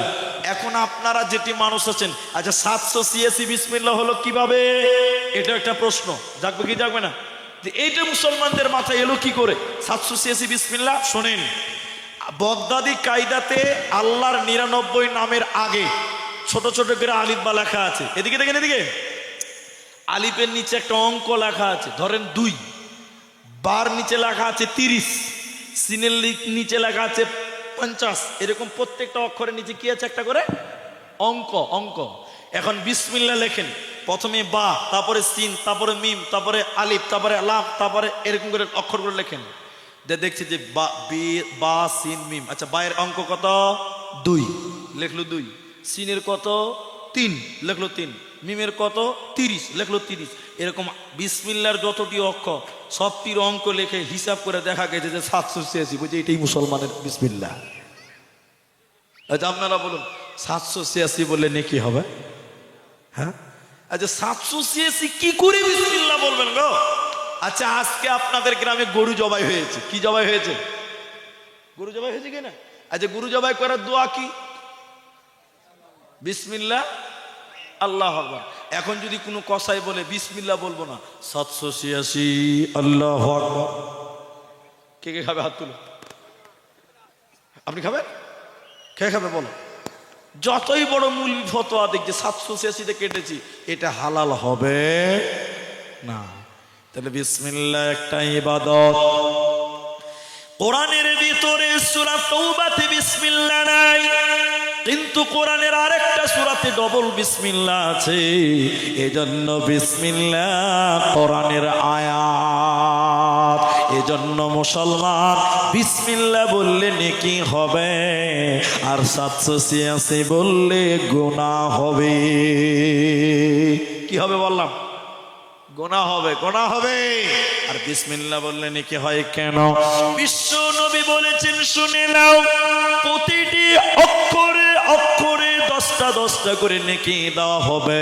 নবীজির হাদিসে এভাবে বলা হয়েছে, আলিফ লাম মিম, 3টি হরফ, যে 3টি হরফ তেলাওয়াত করবে নামায় সঙ্গে সঙ্গে 30টি নেকি দিবে। বলুন সুবহানাল্লাহ। এজন্য বিসমিল্লাহ যত বলবেন তত নেকি পাবেন, সওয়াব হবে, আমল নামায় নেকি দেওয়া হবে। আর 786 যদি একবার ভুল করে বলেন নেকি তো হবেই না, উল্টা গুনাহ হবে, পাপ হবে, জাহান্নামী হয়ে যাবে। এই জন্য কোরআন তেলাওয়াত করো, প্রতিটি অক্ষরে অক্ষরে 10টা করে নেকি দেওয়া হয়। তাই আমার আল্লাহ বলেন আকিমিস সালাতা লিদুলুকিস শামসি ইলা ওয়াসাতিল লাইল। আল্লাহ কোরআনে বলেছেন শুনে নাও, যারা 5 ওয়াক্তের নামাজ কায়েম করে আর সকাল সন্ধ্যা কোরআন তেলাওয়াত করে, যারা পাঞ্জেগানা নামাজ কায়েম করে আর সকাল সন্ধ্যা কোরআন তেলাওয়াত করে, নবী বললেন আল্লাহ কোরআনে বলেছেন কানাত মাশহুদা, এই কোরআন তার জন্য সাক্ষী দিবে। যার ব্যাপারে কোরআন সাক্ষী দিবে ওই লোক কোনোদিন জাহান্নাম যাবে না। এই জন্য মুসলমান সকাল সন্ধ্যা তোমরা তেলাওয়াত করো কোরআন। এই কোরআন তোমাকে জান্নাতি বানিয়ে দেবে। এই কোরআনে আছে কি রব্বানা যালামনা আনফুসানা ওয়া ইল্লাম তাগফির লানা ওয়া তারহামনা লানাকুনান্না মিনাল খাসিরিন। এই কোরআনে আছে কি শুনে নাও, এই কোরআন ইহকালে কামিয়াব এনে দেবে, মরার পর জান্নাতে এনে দেবে। অতএব কোরআনকে তেলাওয়াত করো, কোরআনকে তোমরা শোনো। কোরআন শুনলেও নেকি, পড়লেও নেকি, মানলেও নেকি, টোটালটা নেকিতে ভরপুর রয়েছে। এবার আপনাদেরকে মূল কথাটা এখন বলবো কোরআনের ব্যাপারে। এটা আমি নিজের ব্যক্তিগত কথা বলতে চাই না, তারপরও 1-2 মিনিট না বললে হবে না, বলতেই হবে। আমি কোনোদিন রাজনীতি কথা বলি না, আমি কোনো পার্টির বিরুদ্ধে লই, আমি কোনো পার্টির পক্ষেও লই। আমি গণতান্ত্রিক দেশে বাস করি, আমার যাকে ভালো লাগে তাকে ভোট দিই। আমি কাউকে বলি না তুই একে ভোট দিস না, এটা আমি বলি না। তোর জ্ঞান আছে তুই বিবেচনা করে ভোট দে। আমি রাজনীতি করতে এখানে আসিনি। তো এখন আমি যে কথা বলছি কেউ রাজনীতি মনে করবেন না যে উনি সব রাজনীতি করছে না, আমার কোনো পার্টির সঙ্গে যোগাযোগ নাই, আগেই বলে দিলাম। শুনে নেবার, এখন ভারতবর্ষের আমাদের আসাম রাজ্যে এনআরসি হয়ে গেছে, সিএএ হয়ে গেছে, এটা আপনারা সবাই জানেন। এরা মনে হয় জানেন না, না জানেন তো, সবাই জানেন। তো পশ্চিমবঙ্গের কিছু নেতা আছে, আমি নাম বলবো না, আপনারা বুঝে নেবেন, ঠিক বুঝতে পারবেন। ওরা বলছে আসামের মতন পশ্চিমবঙ্গে এবার আমরা এনআরসি করব আর মুসলমানগুলোকে বাংলাদেশ তাড়বো। বলছে কি বলছে না বলুন? এরা বলে না কথা, ভয় লাগছে না কি ভাই? বলছে না? কিছু কিছু নেতা আছে, সবাই বলে না, কিছু কিছু এনআরসি করো, মুসলমানগুলোকে বাংলাদেশে পার করব। বাংলাদেশ তোর বাবার দেশ। শোনেন যে কথা আমি বলছি, আমি তাদেরকে বলতে চাই আমাদের আসামে এনআরসি হয়ে গেছে, মুসলমানকে বাংলাদেশ দিতে পেরেছে? সবাই বলুন না। কত লোক বাদ গেছে আপনারা এটা হয়তো জানেন, এটাও জানেন না? কত? 19 লক্ষ। না না, ভুল জেনেছেন, 19 লক্ষ লোক বাদ গেছে। কত লোক বাদ গেছে? আচ্ছা, 19 লক্ষ কি সব মুসলমান? আপনি জানেন না? জানেন, দেখবেন যে দেশে এই রাজ্যে যারা বলছে এনআরসি করবার, কান বলে আসামে পাঠিয়ে দিবে, দেখায় গা, যা তোর চাচাকে দেখায় গা, যা। আসামে 19 লক্ষ লোক বাদ গেছে, দেশের নাগরিকত্ব পায় নাই, এরা নাকি সবাই বাংলাদেশ। যাক, এটা তাদের ব্যাপার, ওটা আমি বলতে চাইছি না, ওদের হিসাব ওদের কাছে। কিন্তু আমি যেটা বলতে চাইছি, আপনি জানেন না 19 লক্ষর মধ্যে মিনিমাম অথবা ম্যাক্সিমাম মুসলমান বাদ গেছে, মোটামুটি কনফার্ম নয় 5 লাখ। কত লাখ? তো 19 থেকে 5 বাদ দিলে কত থাকলো ভাই? এরা তাও জানে না কি যে 14 কে বলছে 13, কে বলছে 15। আরে ভাই, 19 থেকে 5 গেলে 14 থাকবে। এরা সব সায়েন্সের ছাত্র বুঝে আছে সব। হ্যাঁ, আচ্ছা, শুধু হিন্দু মুসলমান দেশে আছে না আর অন্য কিছু আছে? অবশ্যই আছে। ইহুদি খ্রিস্টান নাই গো? আছে। আমি ওখান থেকে মনে করলেন আরো 2 লক্ষ বাদ দিলাম, তাহলে 14 থেকে 2 বাদ গেল, থাকলো কত? 12। মুসলমান বাদ গেছে কত? 5 লাখ। আর তোরা কতটি? সবাই বলুন নারায়ে তাকবীর। মুসলমানকে দেশ থেকে তাড়াতে পারবে? তুমি নিজের কাগজ আগে জোগাড় করো। আমার বাপের কাগজ আমার কাছে আছে, ঠিক কিনা জোরে বলেন। তোমরা 12 লক্ষ, আমরা মাত্র 5 লক্ষ। আরেকবার বলুন নারায়ে তাকবীর। মুসলমানকে বাংলাদেশ পাঠাবি দূরের কথা, তোমরা রেডি হয়ে যাও। তোমার বাপার বাড়ি কোথাও, ওটাকে প্রমাণ করো, ঠিক কিনা জোরে বলেন। তা আমি এই কথাগুলো কেন বললাম, এতে একটা কারণ আছে। আমি কোনো বলেছি আগে, রাজনীতি কথা নয়। এদের চাচার চাচার চাচার ভাইরা ভাইয়ের 17 গোষ্ঠীর আগে তারা কারা? তারা ছিল ইংরেজ। এই ইংরেজেরা বলেছিল, কি বলেছিল? ওদের দুটো স্লোগান ছিল। এক, ওলামা কো তারো। ওলামা কো তারো কেন জানেন? ভারত স্বাধীনতার ব্যাপারে সবচেয়ে প্রথম সারিতে যারা অবদান রেখেছিল মুসলমানদের, তারা ছিল ওলামায়ে কেরাম। বলুন সুবহানাল্লাহ। কিন্তু ইতিহাস নাই, এগুলো সব ডুবে গেছে। এগুলো জানতে গেলে গোলাম মুর্তজার বই পড়বেন, তাহলে পাবেন। বাস, আর কিছু বললাম না। তো শুনিলেন, তাই ইংরেজেরা বলেছিল ওলামা কো তারো, মুসলমান কো তারো। কিন্তু সবাই বলেন, এই সবাই আমার সঙ্গে মুখ খুলে বলেন, ইংরেজেরা এই দেশ থেকে মুসলমান তাড়তে পেরেছে না তারাই দেশ থেকে পালিয়েছে? তারাই দেশ থেকে পালিয়েছে। মুসলমান এদেশে ছিল, এদেশে আছে, এদেশে থাকবে। মুসলমানকে বেকানো যাবে? হ্যাঁ, তোমার ভাইরা ভাই ইংরেজদেরকে খবর লাও, তারাও তোমাদের মতন চেয়েছিল মুসলমান তাড়বো, কিন্তু তারা পারে। এখন যেটা বলছি শুনেন, বানিয়ে বানিয়ে বলছি, এটা গল্প, উদাহরণ। তো ইংরেজেরা অনেক চেষ্টা করলো যে মুসলমানদেরকে পারি না, এটুকু সত্য। তো তখন তারা আলোচনায় বসেছিল, মাসওয়ারা, যে মুসলিমদের সঙ্গে পারি না কেন। মাসওয়ারা করে বলেছিলেন, যতদিন মুসলমানদের কাছে কোরআন থাকবে অতদিন মুসলমানকে বেকানা। এখন যেটা বলবো এটা বানিয়ে বানিয়ে। তো মুসলমানদের কোরআনকে তাহলে ডুবিয়ে দিতে হবে। বলে হ্যাঁ, এই আপনাদের আলতা দেখি মাদ্রাসা, এই যে মাদ্রাসাটা, একটা বেঈমান ইংরেজদের গোলাম, আমার মতন দাড়ি, আমার মতন টুপি, লম্বা পাঞ্জাবি, মুলবি সাহেব হয়ে গেছে। কিন্তু আসলে মুলবি সাহেব না, ডুপ্লিকেট, জাল মাল, এটা ডুপ্লিকেট মাল, জালিয়াতি করতে এসছে। এইটুকু বানিয়ে বলছি। এই মাদ্রাসা, আলতা দেখি মাদ্রাসা এসে বলছে, হুজুর, হেড মুলবিকে বলছি, আপনাদের মাদ্রাসায় কোরআন আছে? হেড মুলবি গাল চুলকাতে চুলকাতে বলছে, কোন বেকুব রে ভাই, মাদ্রাসায় কোরআন থাকবে না তো কি থাকবে? আছে। কত বোকা দেখেন, প্রশ্নতে ধরা পড়িয়ে দিয়েছে। তো বলছে যে আছে। তো ওই ডুপ্লিকেট মুলবিটা বলছে যে কতটি আছে বলি স্যার? বলে অনেক আছে, তোমার কটা চাই? বলে যতটি আছে সবটি আমার দরকার। তখন কোরআন বিরুদ্ধে আন্দোলন চলছে। এর কথা শুনে মুলবি সে বুঝে নিয়েছে, ডালমে কুচ, ডালমে কুচ। তখন মুলি সাহেব বলছে, দেখছি, তোমাকে কোরআন দিব, তো আগে নাস্তা করো। এই মাদ্রাসার 3টে ছেলেকে ডেকেছে, আমার দিকে টেনশন। আব্দুর রহমান কইরে বাবা? জি হুজুর। আব্দুর রহিম কইরে বাপ? জি মৌলানা সাহেব। আব্দুল সাত্তার কইরে বাবা? 3টে ছেলে এসছে মুলি সাহেবের কাছে। এবার হেড মাওলানা বলছে, রে বেটা, তোরা তো গোটা গোটা কোরআন বুকে মুখস্থ করেছিস। হাফেজারা কোরআন মুখস্থ করে না? করে না? এবার মুলি সাহেব বলছে, রে বাবা, তোমরা তো গোটা গোটা কোরআন তোমাদের আত্মাতে জায়গা দিয়েছ। এ লোকটা বিদেশি মেহমান, নিতে এসেছে কোরআন। এ লোকটা বিদেশি মেহমান, নিতে এসেছে কোরআন।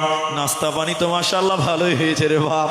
রে আব্দুর রহমান, তোমরা এবার কোরআন তাকে ডেলিভারি দিয়ে দাও। একাই পারবে কিন্তু ক্লান্ত হয়ে যাবে। আব্দুর রহমান, তুমি 1 থেকে 10 পারা শুনিয়ে দাও। রে আব্দুর রহিম, 11 থেকে 20 পারা শুনিয়ে দাও। রে আব্দুল সাত্তার, তুমি 21 থেকে 30 পারা শুনিয়ে দাও। এই 3টে ছেলে যখন বিসমিল্লাহ বলে মিনাল জিন্নাতি ওয়ান নাস বলেছে, ওই বেঈমান, ওই দালাল দাঁড়িয়ে সঙ্গে সঙ্গে তার হাতে হাত ধরে কালেমা পড়ে ঈমান এনে বলেছিল, আমাদের আলোচনা হয়েছে কোরআন কিন, পুড়িয়ে দাও, জ্বালিয়ে দাও। যতদিন মুসলমানদের কোরআন থাকবে মুসলমানদের সঙ্গে লড়ে পারা যাবে না। কিন্তু আমি আল্লাহর কসম করে বলছি, মুসলমানদের থেকে কোরআনকে আলাদা করা সম্ভব হবে না। তার কারণ হলো মুসলমানেরা এই কোরআনকে তাদের আত্মাতে জায়গা দিয়েছে। আজকে পৃথিবীতে লক্ষ লক্ষ কোটি কোটি বিলিয়ন মিলিয়ন হাজার কোটি কোটি বিলিয়ন মিলিয়ন কোরআনের হাফেজ তৈরি হয়ে গেছে মুসলমান। আজকে কোরআনকে মেটানো সম্ভব হবে না। কারণ এই কোরআন যদি পুড়িয়ে ফেলেন মুহূর্তে আর একটা কোরআন তৈরি হয়ে যাবে। অতএব কোরআনকে মেটানো সম্ভব হবে না, হবে না। আল্লাহ তাবারাক ওয়া তাআলা বলেন, ইন্না নাহনু নাযালনা যিকরা ওয়া ইন্না লাহু লাহাফিযুন। আমি আল্লাহ এই কোরআনকে নাযিল করেছি বান্দা, আমি আল্লাহ জিকিরকে নাযিল করেছি বান্দা। এই কোরআনের হেফাজতের দায়িত্ব স্বয়ং আমি আল্লাহ নিয়েছি রে। অতএব কোরআনকে মিটালো যাবে না, পারবে না, পারবে না।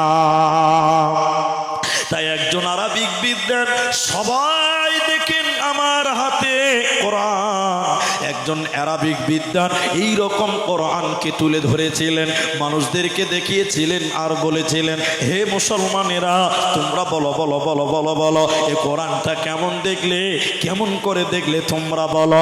সবাই তখন বলেছিল সাদা কাগজে কালো কালিতে কোরআনটা লেখা আছে।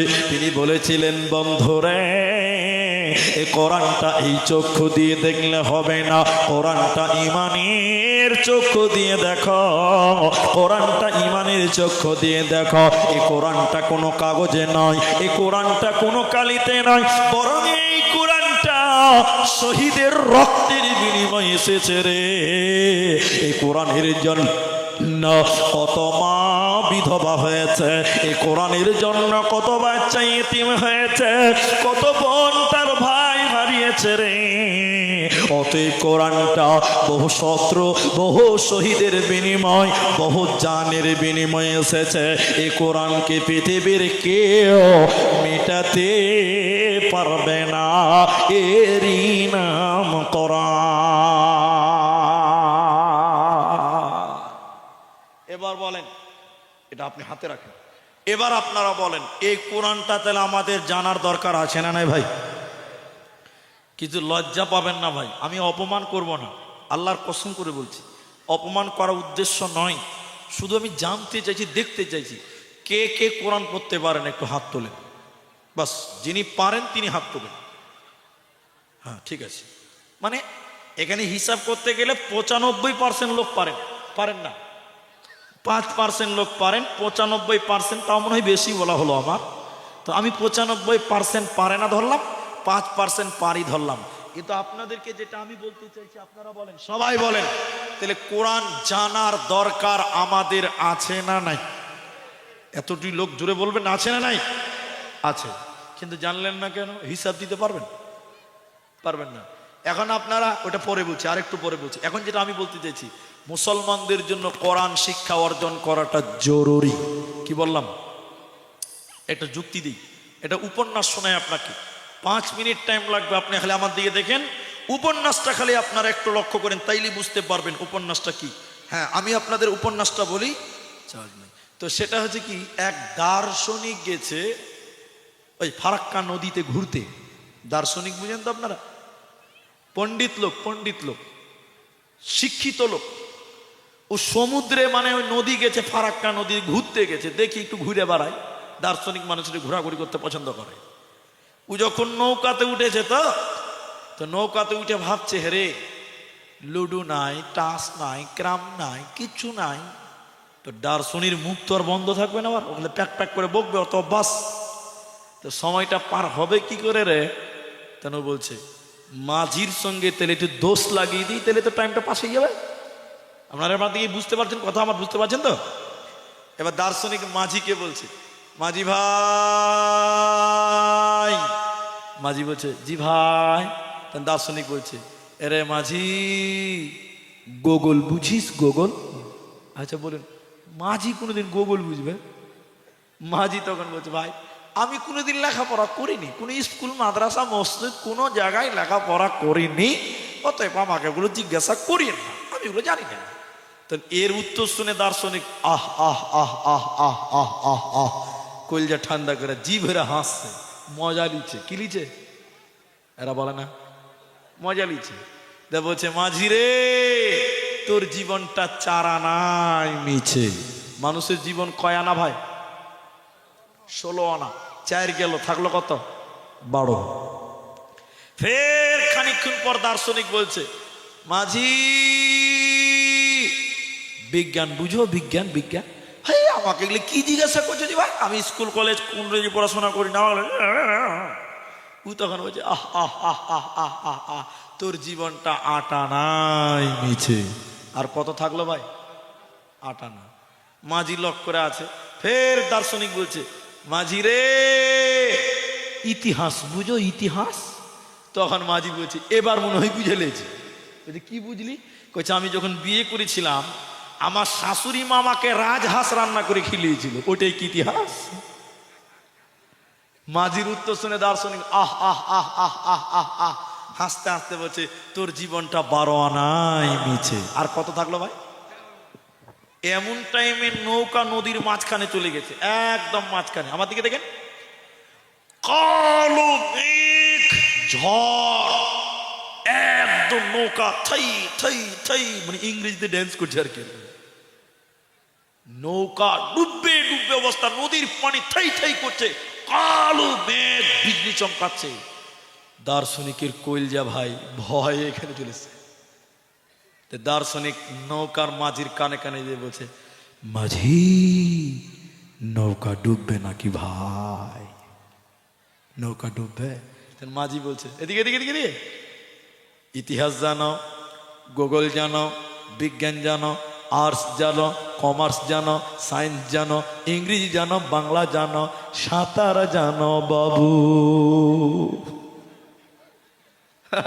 খালি বলেছে সাঁতার জানো বাবু। দার্শনিকের মুখের কথা বন্ধ। মূর্খ মাঝি বলে, বাবু এখন কেন কাবু? টুক করে নৌকা ডুবে গেছে। যেই নৌকা ডুবে গেছে, মাঝি তোর দাদুর কাছ থেকে নৌকা চালা শিখে, মানে কত শিয়ানা হয়ে আছে। ও ঝড়ের গতিতে সাঁতার কাটতে কাটতে বাবলার ডাল ধরে বলছে, দেখি প্যাসেঞ্জারের খবর নেই, টাকা তো দিলেই না। হ্যাঁ, প্যাসেঞ্জারের খবর নিয়ে দেখছে বিনা ভিসা পাসপোর্টে মাল বাংলাদেশ ঢুকছে বন্দরে। আমি যেটা বলতে চাইছি, দুনিয়াতে ইংরেজি জানো, বিজ্ঞান জানো, দরকার দরকার আছে আছে আছে আছে আছে। ইংরেজি জানো, বিজ্ঞান জানো, আর্টস জানো, কমার্স জানো, সায়েন্স জানো, ভূগোল জানো, আর কিছু জানো, আর কিছু জানো। যেদিন কিয়ামতের ঝড় উঠবে রে, আজরাইল বলবে কোরআন জানো বাবু। কি বলবেন বলেন? কি উত্তর আছে আপনার কাছে বলেন? আমাদেরকে শোনান, আজরাইলকে খানিক পরে শোনাবেন, আমরা একই শুন। যেদিন ফেরেশতা বলবে কোরআন জানো বাবু, সেদিন কি বলবেন শুনেন। উত্তর সেদিন দিতে পারবে না, সেদিন বাঁচার উপায় রবে না। এজন্য প্রত্যেকটা মুসলিমের অতটুকু জ্ঞান অর্জন করা বাধ্যতামূলক। যতটুকু না করলে সে নিজে চলতে পারে না, ও নিজে আমাল করতে পারে না, অতটুকু জ্ঞান অর্জন করা ফরজ। সামনে রমজান মাস, কোরআন নাজিলের মাস। বিশ্ব নবী কোরআন তেলাওয়াত করে জিবরাইলকে শোনাতেন, জিবরাইল নবীজিকে শোনাতেন। আর আপনি কি করবেন? আপনি কোরআন পড়বেন, কোরআন শুনবেন। শুধু তাই নয়, যখন নামাজ পড়বেন রাতের বেলায় একা একা, তখন বেশি বেশি করে কোরআন তেলাওয়াত করবে। আল্লাহ তোমার আমলনামাতে নেকি দিবে, বলুন সুবহানাল্লাহ। বিশ্ব নবী এ ব্যাপারে বলেন, 3টি হাদিস আপনাকে শোনাই, এ ব্যাপারে শোনেন। 1 নাম্বার নবীজি বললেন, শোনো, তোমাদের ভিতরে কে এমন আছে যে চাইবে তার বাড়িতে 3টি গর্ভধারিণী উট যেন হয়ে যায়? কে চাও তোমাদের বাড়িতে 3টা উট থাকবে, যে উট বাচ্চা দেয়? সাহাবীরা বলছে, হুজুর এরকম সুযোগ পাইলে কে ছাড়বে? কে চাইবে না গো? আপনারা চাইবেন না? নবীজি বলছেন চাইছো তো শুনে নাও, তোমরা নামাজে কমসে কম 3টি আয়াত তেলাওয়াত করবে। ওই 3টি আয়াত 3টা গর্ভধারিণী উটের চাইতেও আল্লাহর কাছে মূল্য বেশি। বলুন সুবহানাল্লাহ। দ্বিতীয় নম্বরটা শোনেন এদিকে, দ্বিতীয় নম্বর শোনেন। নবীজি বললেন কেউ যদি নামাজে 10টা আয়াত তেলাওয়াত করে, কটা আয়াত? 10টা আয়াত। নবীজি বলছেন এই লোককে যেন অলস বলে গণ্য করা হবে না। কেউ যদি 100টা আয়াত তেলাওয়াত করে ওই লোককে ইবাদতকারী বলে গণ্য করা হবে। কেউ যদি 1000টা আয়াত তেলাওয়াত করে সুসংবাদ প্রাপ্ত লোকদের সঙ্গে তাকে শামিল করা হবে। এজন্য কোরআন যত পড়বেন তত নেকি হবে, কোরআন পড়বেন যত তত আমল নামায় নেকি চাপানো হবে। তামিম আদ-দারি তিনি বলেন, বিশ্ব নবী বলেছেন কোন মানুষ যদি রাতের বেলায় নামাজের ভিতরে 1000টা আয়াত তেলাওয়াত করে ওই লোকটা সারা রাত ইবাদত করলে যে নেকি হয় ওই নেকি তার আমল নামায় দিবে। তাহলে যতগুলো কথা বললাম সব আমাল, সব আমাল, সব আমাল। তাহলে কোরআন যত পড়বেন অত নেকি আমল নামায় দেবে, আর জান্নাত হবে তোমার ঠিকানা, তোমার কোনো চিন্তা হবে না। এবার আপনাদের সঙ্গে ভেজাল লাগবে। ভেজালটা কোন জায়গাতে? আচ্ছা আপনাদেরকে আদায় করতে হবে চাদরে। আচ্ছা ঠিক আছে, আচ্ছা ঠিক আছে, আলহামদুলিল্লাহ নাম্বাস হয়ে গেছে। আপনাদের কাছে চাদর যাবে ভাই 10টা বাজে। এখন যদি আপনাদের বিরক্ত কেউ হবেন না, আমি বক্তব্য থামাইনি। 10টা বাজে, 1 মিনিট কম 10টা বাজে। আপনারা যেটি মানুষ আছেন ভাই আমার, আপনাদেরকে উঠতেও হবে না, দানের কোনো সমস্যা নেই। আপনাদের কাছে চাদর যাবে, কেউ 500 দিবেন, কেউ 1000 দিবেন, কেউ 100 দিবেন, কেউ 10 টাকা দিবেন। যার যেমন সম্ভব তেমন দান আপনারা চাদরে দিবেন। তাহলে আপনাদেরও সুবিধা আর আমাদের বক্তব্য রাখতে কোনো অসুবিধা হবে না। এটাই খুব সুন্দর। হ্যাঁ ঠিক আছে, ঠিক আছে, আপনি বসুন। আমি 10:30টায় নামবো, চলেন বসুন, আপনি বসুন। তো তাহলে আমি আমার বক্তব্যটা ওইভাবে নিয়ে যেতে পারবো। জি ওইদিকে দেন, ওইদিকে দেন, ওইদিকে দেন। তো আমি আপনাদের উঠতে হবে না, দান দিতে হবে না, ওই ভিতরে ভিতরে যারা যাবে তাদেরকে দেবেন, ঠিক আছে? আমি আমার বক্তব্য দেখি এখন আপনাদেরকে জিজ্ঞাসা করছি, বক্তব্যের বিষয় কোরআন।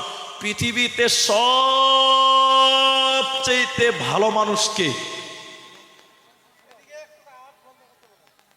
ওদের জালসা চলবেই তো, ওদের জালসা চলবেই, ওটা বন্ধ করতে পারবো না। আমি আমার নিজের বউকে থামাতে পারি না, তো লোকের বউ ওরা থামবে? আমার বউকে যদি বলি চুপ করো তো 22টা কথা বলবে, এরা তো লোকের বউ, এরা শুনবে? কোনোদিনই শুনবে না, এরা কোনোদিনই শুনবে না। এরা শোনার লোকই নয়, ওদের খানোকা টাইম পাস করা হবে। এরা সুযোগ পেয়েছে, আজকে কয়েকটা মেয়ে ছেলে পেয়েছে, এখানে গল্প করে নেই, এরা তো সুযোগ পায় না। তা যাক, মা বোন বুঝতে পেরেছেন আমি কি বলতে চাইছি। মুখটা বন্ধ করেন, কানটা খুলেন, মুখটা বন্ধ করেন। তো আমি বলছিলাম সবচেয়ে ভালো লোক আল্লাহর নজরে, নবীর নজরে কে বলেন? বলতে পারবেন না? হাদিস বলছি, খায়রুকুম মান তাআল্লামাল কোরআন।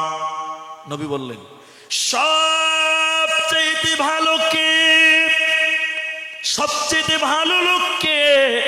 খায়র শব্দ নবীজি বলেছেন যে কোরআন শিখলো, যে কোরআন শিক্ষা দিল, যে কোরআন শিখলো, কোরআন শিক্ষা দিল, এই লোকটা হলো আল্লাহর নজরে সবচাইতে ভালো, নবীর নজরেও সবচাইতে ভালো। সবাই জুড়ে বলুন সুবহানাল্লাহ। ভাই চঞ্চল পরিবেশ তৈরি করবেন না, আমার দিকে দেখেন, আমার দিকে দেখেন।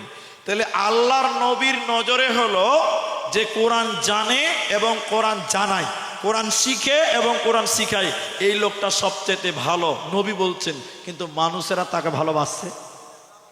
সত্য করে বলেন ভাই, মানুষেরা ভালোবাসছে? আজকে মুলবি দেখলেই কিছু লোকের চুলকানি শুরু হয়ে যায়, ঠিক বললাম না ভাই? এটা মুলি সাহেব যে রাস্তাতে হাঁটে, দেখেন মুলি সাহেব যে রাস্তাতে হাঁটে, একটু জোরে হাঁটে, তো কিছু পাবলিক আছে বলবে মুলি সাহেব দাওয়াত টাওয়াত কিছু আছে নাকি, এত জোরে যেছেন মানে দাওয়াত টাওয়াত কিছু আছে নাকি? মানে মুলবি তাহলে জোরে হাঁটতে পাবে না। আবার মুলবি যদি আস্তে আস্তে হাঁটে তখন বলে মুলি সাহেব লোকের বাড়ি খুব খুব খেয়েছেন নাকি গো, হাঁটতে যে পারেন না। তবে মুলবি করবি কি বলেন তো ভাই? জোরে জোরে গেলেও মুশকিল, আসতে গেলেও মুশকিল। এই মুলবি যাবে কোন জায়গাতে বলে? বর্তমান সময়ের মানুষ সবাই নয়, আমি মাপ চাইছি আগে, সবাই নয় কিন্তু বেশিরভাগ মানুষ আলেম ওলামাকে সম্মানের নজরে দেখছে না। সত্য করে বলবেন, কথা বলি আমি আপনাদের সঙ্গে। আপনাদের যে এই যে গ্রামগুলো আছে দিনাজপুরের হরিরামপুর এলাকায়, প্রত্যেকটা মসজিদে একটা করে ইমাম থাকে, থাকে না? ইমামদের বেতন কয় টাকা করে দেন আপনারা? সরকার মমতাটা বাদ দেন, আপনি কত দিয়েছেন ওটা বলেন। কত দেন বলেন নাকি? জিজ্ঞেস করেন কত সম্মান মুলবিদের করেছেন আপনারা? বেতন নাই? আল্লাহ, কোন কোন জায়গায় আছে। আল্লাহ, মমতা যেটা দিয়েছে ওইটাই ভাগ্যিস। মমতা খালা বেঁচেছিল গো, তো মুলবিদের তো বিপদ হয়ে যেত রে ভাই। এক মুলবিকে জিজ্ঞাসা করছে ইমাম সাহেবের বেতন কত, বলে 5,000। বলছে কারো নামাজ হবে না, যা। ওটা কিন্তু আমি বলিনি, আবার গন্ডগোল করবেন না। ও ফতোয়া দিয়েছে ওর নামাজ, কারো নামাজ হবে না। আজকে আলেমদের সম্মান কোথায়? এটা লোক 5 ওয়াক্তের নামাজ পড়াবে, আপনার ছেলে মেয়েকে মানুষ করবে, মানে কোরআন শিক্ষা দিবে, আপনাকে মাসলা মাসাল শিখে দেবে। এখন কেউ কেউ ফতোয়া দিবে, বলছে ধর্ম শিখি আবার টাকা দিতে হবে। তাহলে আমি আপনাকে বলি, একটা ইঞ্জিনিয়ারের কাছে যাবেন, বাড়ি বানাবেন, যে একটা কাগজে নকশা করে দেন, ইঞ্জিনিয়ার তার জন্য নেবে 15,000 টাকা। কত হাজার বলুন? একটা ডাক্তারের কাছে যাবেন, 5 মিনিট আপনাকে দেখবে, 5 মিনিটের বেশি দেখে না, 5 মিনিট দেখবে, তার জন্য লাগবে 500 টাকা। কত লাগবে সবাই বলুন? আর মুলবির কাছে তুমি কোরআন শিখবে, ধর্ম শিখবে, মুলবি, ওই মুলবি সাহেবকে তুমি মাসে 30 টাকাও দিতে পারো না।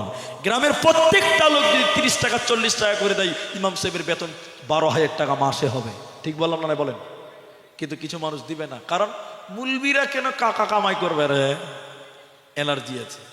নবীজির হাদিস বলছিলাম, খায়রুকুম মান তাআল্লামাল কুরআনা, সবচেয়ে ভালো যে তাআল্লামাল কুরআন, যে কোরআন শিখে, ওয়া আল্লামাহু, অপরকে শিক্ষা দেয়, এই লোক আল্লাহর নজরে, নবীর নজরে সবচেয়ে ভালো। এজন্য সাহাবীরা বলতেন কি, তাআল্লামনাল ঈমান সুম্মা তাআল্লামনাল কুরআন। নবীজির সাহাবীরা বলতেন, নবীজি সর্বপ্রথম আমাদের ঈমান শিক্ষা দিয়েছে, এরই পরে আমাদের শিক্ষা দিয়েছে কোরআন। তাহলে ঈমানের পরে সাহাবীদের শিক্ষা দেওয়া হয়েছে কোরআন।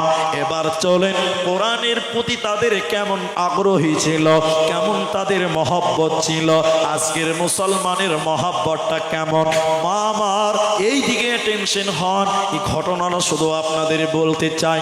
বিশ্ব নবী যখন মক্কা ছেড়ে মদিনা চলে গেল, নবী যখন মদিনা মানওয়ারা গেলেন, নবীজি যখন মদিনা চলে গেলেন, মক্কাতে একটা ছেলে, ওই ছেলেটার নাম ছিল আব্দুল উজ্জা।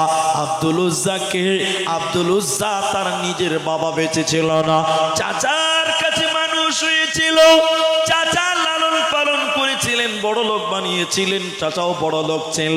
আব্দুল উজ্জার মনে মনে মোহাম্মদ ভালো লাগে, ইসলাম ভালো লাগে, কোরআন ভালো লাগে। নবীজি যখন মদিনা চলে গেলেন, আব্দুল উজ্জা তার চাচাকে দিয়ে বললেন, চাচা যান, আমি নবীজির কাছে যেতে চাই, আমি ইসলাম কবুল করব, আপনি কি বলছেন বলেন, আপনিও কি ঈমান আনবেন না কি বলছেন বলেন। আব্দুল উজ্জার চাচা বলেছিল, ও বেটা ভাতিজা শুনে নাও, তুমি যদি মুহাম্মাদের কাছে চলে যাও, কোরআনের জন্য যদি মদিনা চলে যাও, আমি তোমাকে যা কিছু দিয়েছি সব কিছু আমাকে ফেরত দিয়ে খালি হাতে তোমাকে মদিনা যেতে হবে, আমার কোনো কিছুই তোমাকে নিয়ে যেতে দেব না। আব্দুল উজ্জা শরীর থেকে জামা খুলতে লাগলেন, পকেট থেকে টাকা পয়সা যা ছিল চাচাকে দিয়ে দিল, জামা খুলে দিলেন, গলায় ছিল মালা, সেগুলো দিয়ে দিলেন। তখন সে মুসলমান নয়। এবার আব্দুল উজ্জার চাচা বলছে, ভাতিজা, ইসলামের জন্য যদি তুমি মদিনা চলে যাও, তোমার পরনে যে পায়জামা আছে, লুঙ্গি আছে, এটাও খুলে দিয়ে তোমার তোমাকে যেতে হবে, আমার কোনো কিছুই নিয়ে যেতে দেব না। আব্দুল উজ্জার চাচা ভেবেছে যে ভাতিজা তো যুবক হয়ে গেছে, ল্যাংটা হতেও পারবে না, যেতেও পারবে না, আমার কাছেই থেকে যাবে। আব্দুল উজ্জা চিন্তা করলেন, আল্লাহ তুমি পবিত্রতাই তুমি আমাকে পাক করতে চাইছ, অপবিত্র টাকা আমার কাছে রাখবে না। আব্দুল উজ্জা কোমরের পায়জামা খুলে দিল, লুঙ্গিটাও খুলে দিয়ে উলঙ্গ হলো। মায়েরা বোনেরা আমার, একটা যুবক ছেলে নগ্ন হয়ে গেল, উলঙ্গ হয়ে গেল।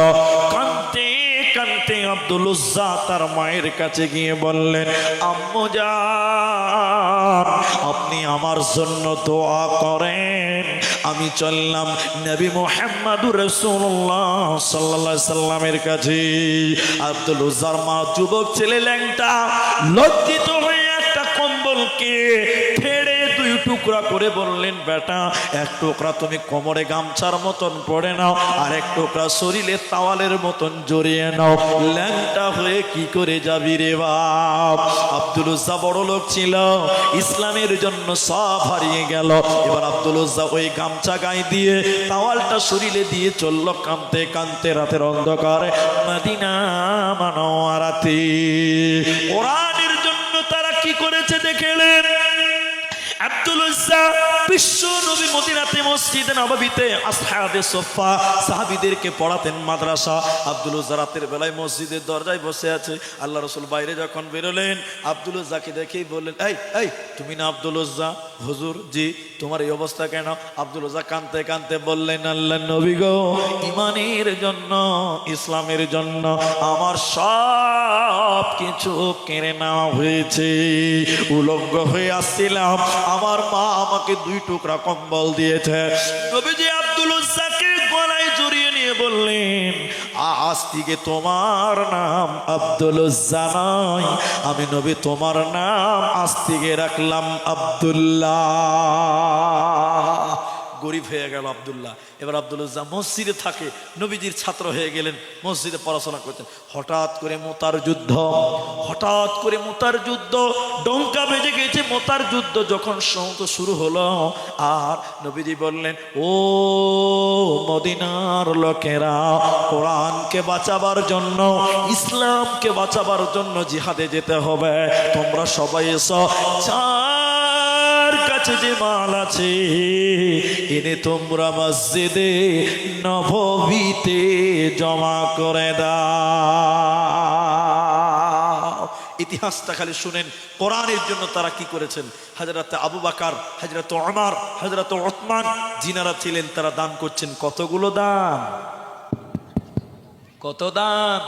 হযরত উসমান বলেছিলেন, যত লোক জিহাদে যাবে তার অর্ধেক লোকের খরচ আমি উসমান একাই দিব। বলুন সুবহানাল্লাহ। 30,000 মানুষ ছিল, 15,000 লোকের খরচ হযরত উসমান একাই দিবেন। 3 মাস টাইম লাগবে। বলুন সুবহানাল্লাহ। হযরত ওমর বললেন, আজকে আবু বকর যা দান করবে তা আমি তাকে হারিয়ে দিব।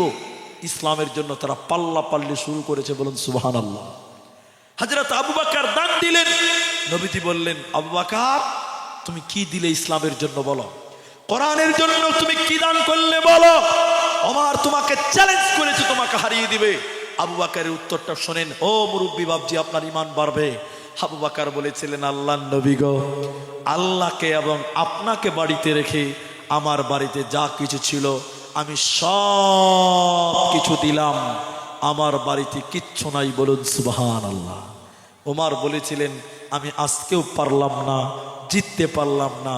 আর ওই যে মসজিদে বসে আছে আব্দুল উজ্জা, বর্তমান নাম কি আব্দুল্লাহ, ও বেচারা গরিব হয়ে গেছে, সবাই দান করছে, ও দান করতে পারে না, কিছু তো নাই, কিন্তু বড় লোক ছিল, দান করে অভ্যাস, আজকে করতে পারছে না। আব্দুল্লাহ উঠছে বসছে, উঠছে বসছে, উঠছে পায়চারা করছে, মনে শান্তি নাই, সবাই দিল, আমি দিতে পারলাম না। নবীজির সামনে এসে দাঁড়ালেন। আল্লাহর নবী বলেন, আব্দুল্লাহ কি ব্যাপার, তুমি এখানে কেন? এবার আব্দুল উজ্জা বলতে লাগলেন, আল্লাহর নবী গো, হুজুর আপনি শুনলেন কি ব্যাপার? নবীজি বললেন, শুনে নে। নবীজিকে বলছেন, ইয়া রাসূলুল্লাহ, সবাই দান করছে, আমার মন চাইছে, কিন্তু দেব কি? কিচ্ছু তো নাই। একটা পরনে গামছা, একটা শরীরে গামছা। যদি পরনেরটা খুলে দিই ল্যাংটা হয়ে যাব, যদি শরীরেরটা খুলে দিই শরীর খালি হয়ে যাবে। কিন্তু মন মানে না, দিব কি? নবী গো, সবাই যখন দিল আমিও দিতে চাই। আমার কাছে একটা জিনিস আছে, সেটা কি? বলে কোরআনের জন্য আমি আমার জান খানা বিলিয়ে দিতে চাই। নবী জিহাদের জন্য আপনি আমার নাম লিখে দেন। কোরআনের জন্য জিহাদের ময়দানে আমি আমার জান দিয়ে কোরআনকে টিকিয়ে রাখব। নবীজি নাম লিখলেন আব্দুল্লাহ, নাম লিখলেন আব্দুল্লাহ। এবার সবাই জিহাদে যাচ্ছে। নবীজি দোয়া করতে লাগলেন, দোয়া করছেন সবার শরীরে হাত দিয়ে দিয়ে। আব্দুল্লাহর পালা এলো, আব্দুল উজ্জা। নবীজি দোয়া করছেন, আল্লাহ আব্দুল উজ্জার রক্তকে বেঈমানদের জন্য আমি হারাম করে দিলাম।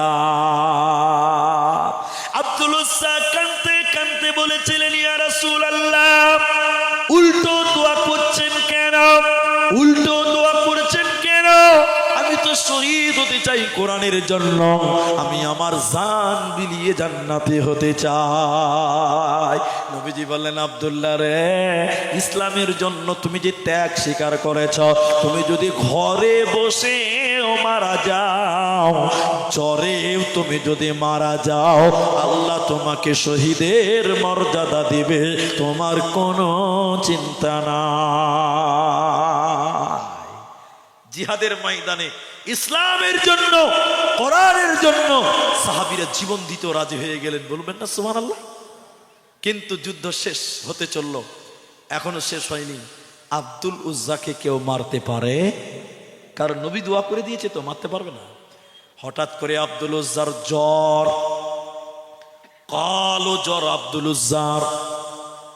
এই জ্বরের কারণে শর্ট করে বলি, আব্দুল উজ্জা মারা গেলেও, আব্দুল উজ্জা মারা গেলেন, শহীদ হয়ে গেল।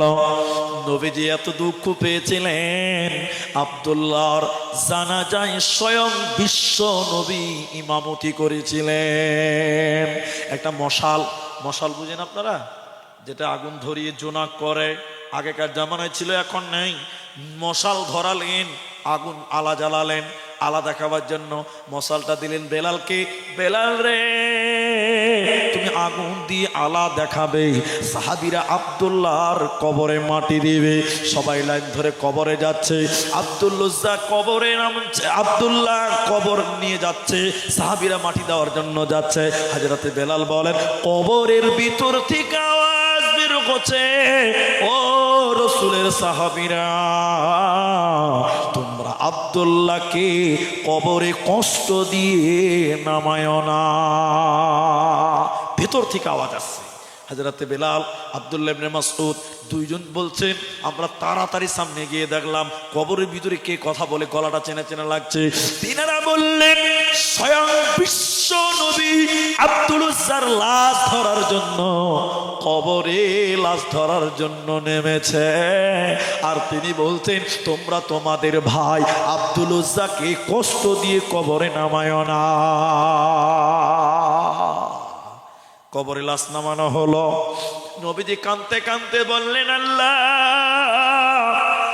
আজ সন্ধ্যা পর্যন্ত আমি আব্দুল্লাহর উপরে রাজি ছিলাম, আব্দুল উজ্জার উপরে রাজি ছিলাম, আল্লাহ তুমিও তার প্রতি রাজি হয়ে যাও। হযরত আব্দুল্লাহ ইবনে মাসউদ চিৎকার করে বলেছিলেন, রে আব্দুল্লাহ, তোর কপাল কত ভালো, তোর জন্য স্বয়ং বিশ্ব নবী দোয়া করে দিল, সাক্ষী দিয়ে দিল, তোর কপাল কত ভালো। যে ব্যক্তি, মুহাদ্দিসিনগণ বলেন, কোরআনের জন্য অগ্রসর হয়, কোরআনের জন্য তারা আগে যায় যারা, ওদের জন্য কিয়ামত পর্যন্ত নবী দোয়া করতে থাকবেন এবং তার সম্মান ইহকাল পরকালে আল্লাহ বৃদ্ধি করবেন। এই জন্য মুসলমান, তুমি কোরআনের সঙ্গে সম্পর্ক রাখো, কোরআনের সঙ্গে মহব্বত করো, কোরআনকে তুমি মহব্বত করো, আর বেশি বেশি তেলাওয়াত করো কোরআন। যারা কোরআন পড়তে পারেন না তাদেরকে এবার বলবো, তাদের কি করণীয় আছে? যারা কোরআন পড়তে পারেন না, আপনারা কি করবেন? আপনাদের করণীয় কি আছে? আছে, আপনাদেরও করণীয় আছে। শোনেন, যিনি কোরআন পড়বে আপনি তার পার্শ্বে বসে বসে কোরআন পড়বেন, শুনবেন। উনি পড়লে নেকি পাবে, আপনি শুনলেও নেকি পাবেন। বলুন সুবহানাল্লাহ। রমজান মাস আসছে, মুসলমান ছেলে মেয়েদেরকে কোরআন শিখাবেন, বাড়িতে কোরআন তেলাওয়াত হবে, আপনি মসজিদে মুলবি সাহেবের কাছে দিয়ে কোরআন শিখবেন।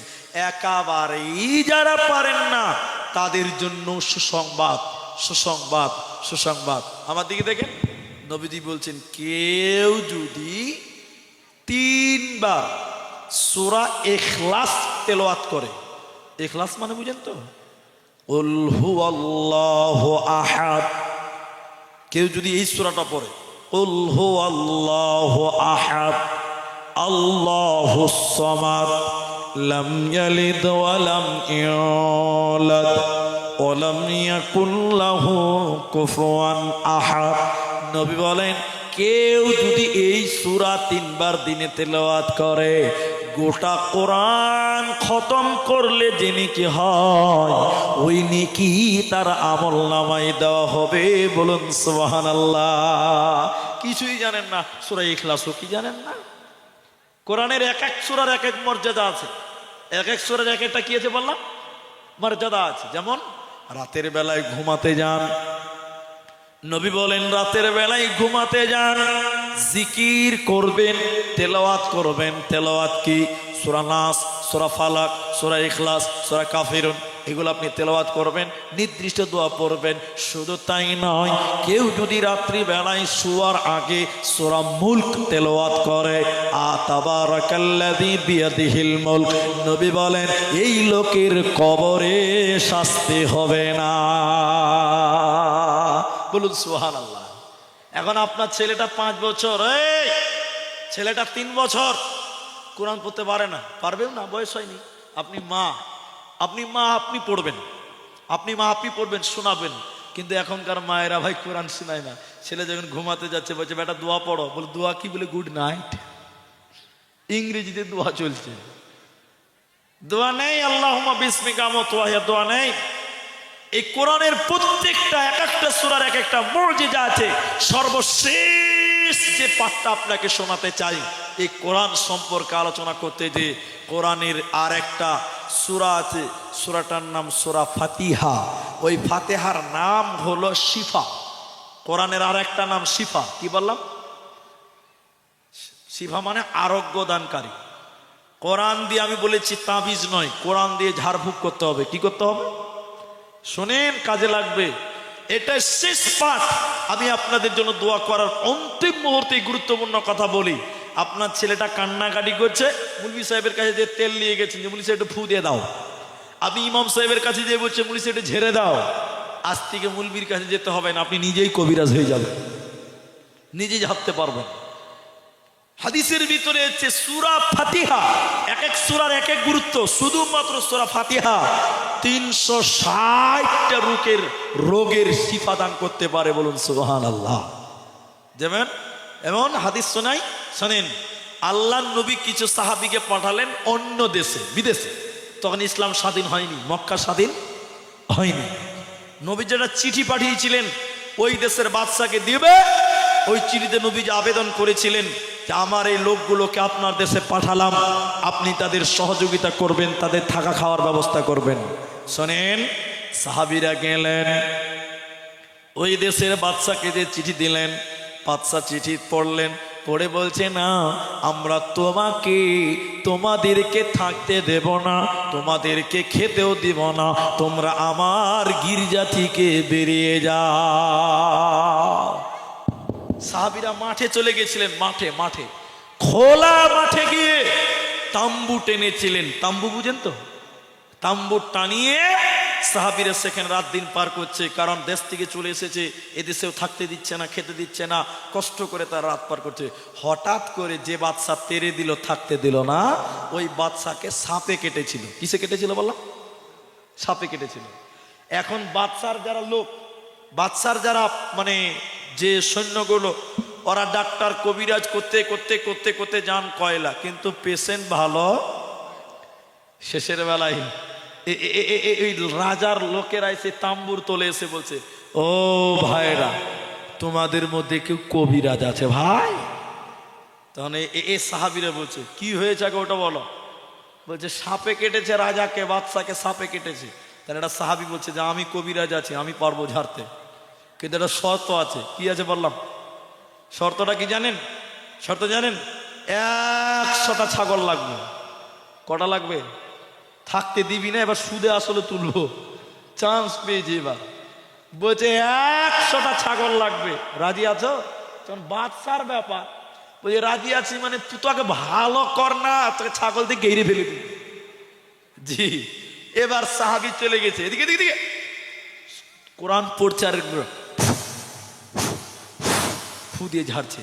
আল্লাহর ভরসায়, আল্লাহর দয়ায় সাপের বিষ সতে সতে নেমে গেল। বলুন সুবহানাল্লাহ।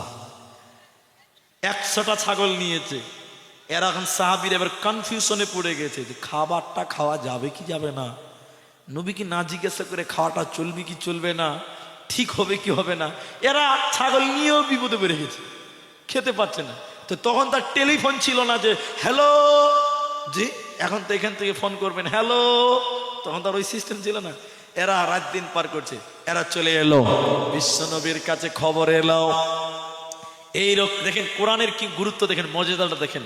বিশ্বনবীর কাছে খবর এলো, নবীজি সাহাবীকে ডেকে বললেন, এই এই এই তুমি ফের কখন থেকে কবিরাজ? জি, তুমি যে কবিরাজ ওটা তো আমি জানি না, তুমি ফের কবে থেকে কবিরাজ?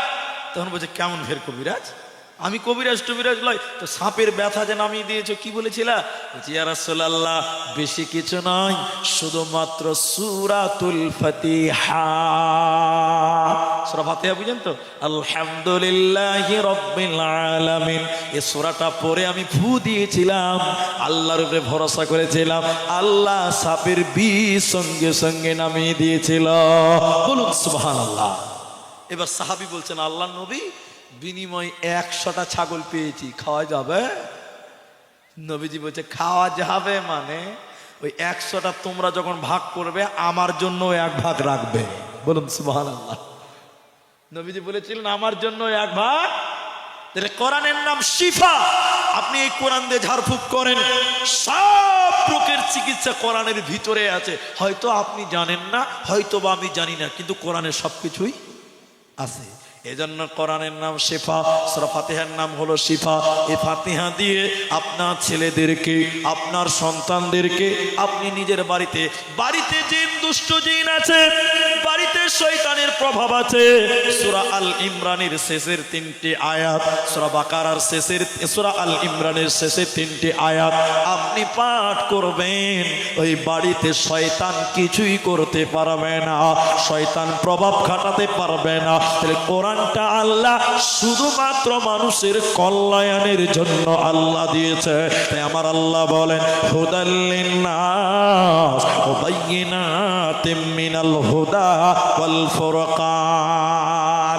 সুস্পষ্ট পথ প্রদর্শক হিসাবে আল্লাহ মানুষকে কোরআন দিয়েছেন। বলুন সুবহানাল্লাহ। শেষের বেলায় এসে আপনার সঙ্গে জরুরি 2টি কথা আছে আমার, অত্যন্ত জরুরি কথা। সেই কথার মধ্যে একটি হলো এই রকম যে এখানে কিছু কিছু মানুষ আছেন এখন বয়স হয়ে গেছে 60 বছর, সূরা ফাতিহাটাও পড়তে পারে না। আমি ঠিক বললাম না? নাই বলেন। অনেক মানুষ আছে এরকম, সূরা ফাতিহাও পারে না। আমি এটা বলবো না, সোশ্যাল মিডিয়ার জামানা তো, ঘরেও ক্যাসেট বাজে, মানে আমাদের লোকও কোরআন আমার বক্তব্য শুনে। তো আমাদের এক আত্মীয়র মধ্যেই, ওটা আমি আর প্রকাশ করলাম না, এই পর্যন্ত শেষ। উনি নামাজ পড়েন না, আত্মীয় বলতে কুটুমের মধ্যে আর কি, নামাজ পড়েন না। তা আমি একদিন তাকে বললাম যে আপনি নামাজ পড়েন না কেন? আপনি শিক্ষিত মানুষ, এমনি জেনারেল শিক্ষিত মানুষ, সব বুঝেন, তো নামাজ পড়েন না কেন? তখন আমাকে লজ্জিত হয়ে বলছেন যে আসলে আমি কিছু জানি না, মানে কোরআন হাদিসের কিচ্ছু জানি না, নামাজটা পড়বো কি বলে ওটাও জানি না। তখন আমি বলেছিলাম, ও বলছে যে সূরা ইখলাসটা জানি। কি জানি? ইখলাস মানে কুল হুয়াল্লাহু আহাদ। আমি বলছি ওটাই আমাকে শোনান। আল্লাহুস সামাদ, সূরা ইখলাস পড়তে পড়তে 3 আয়াতে 3 বার ভুল। এরকম মানুষও পৃথিবীতে আছে।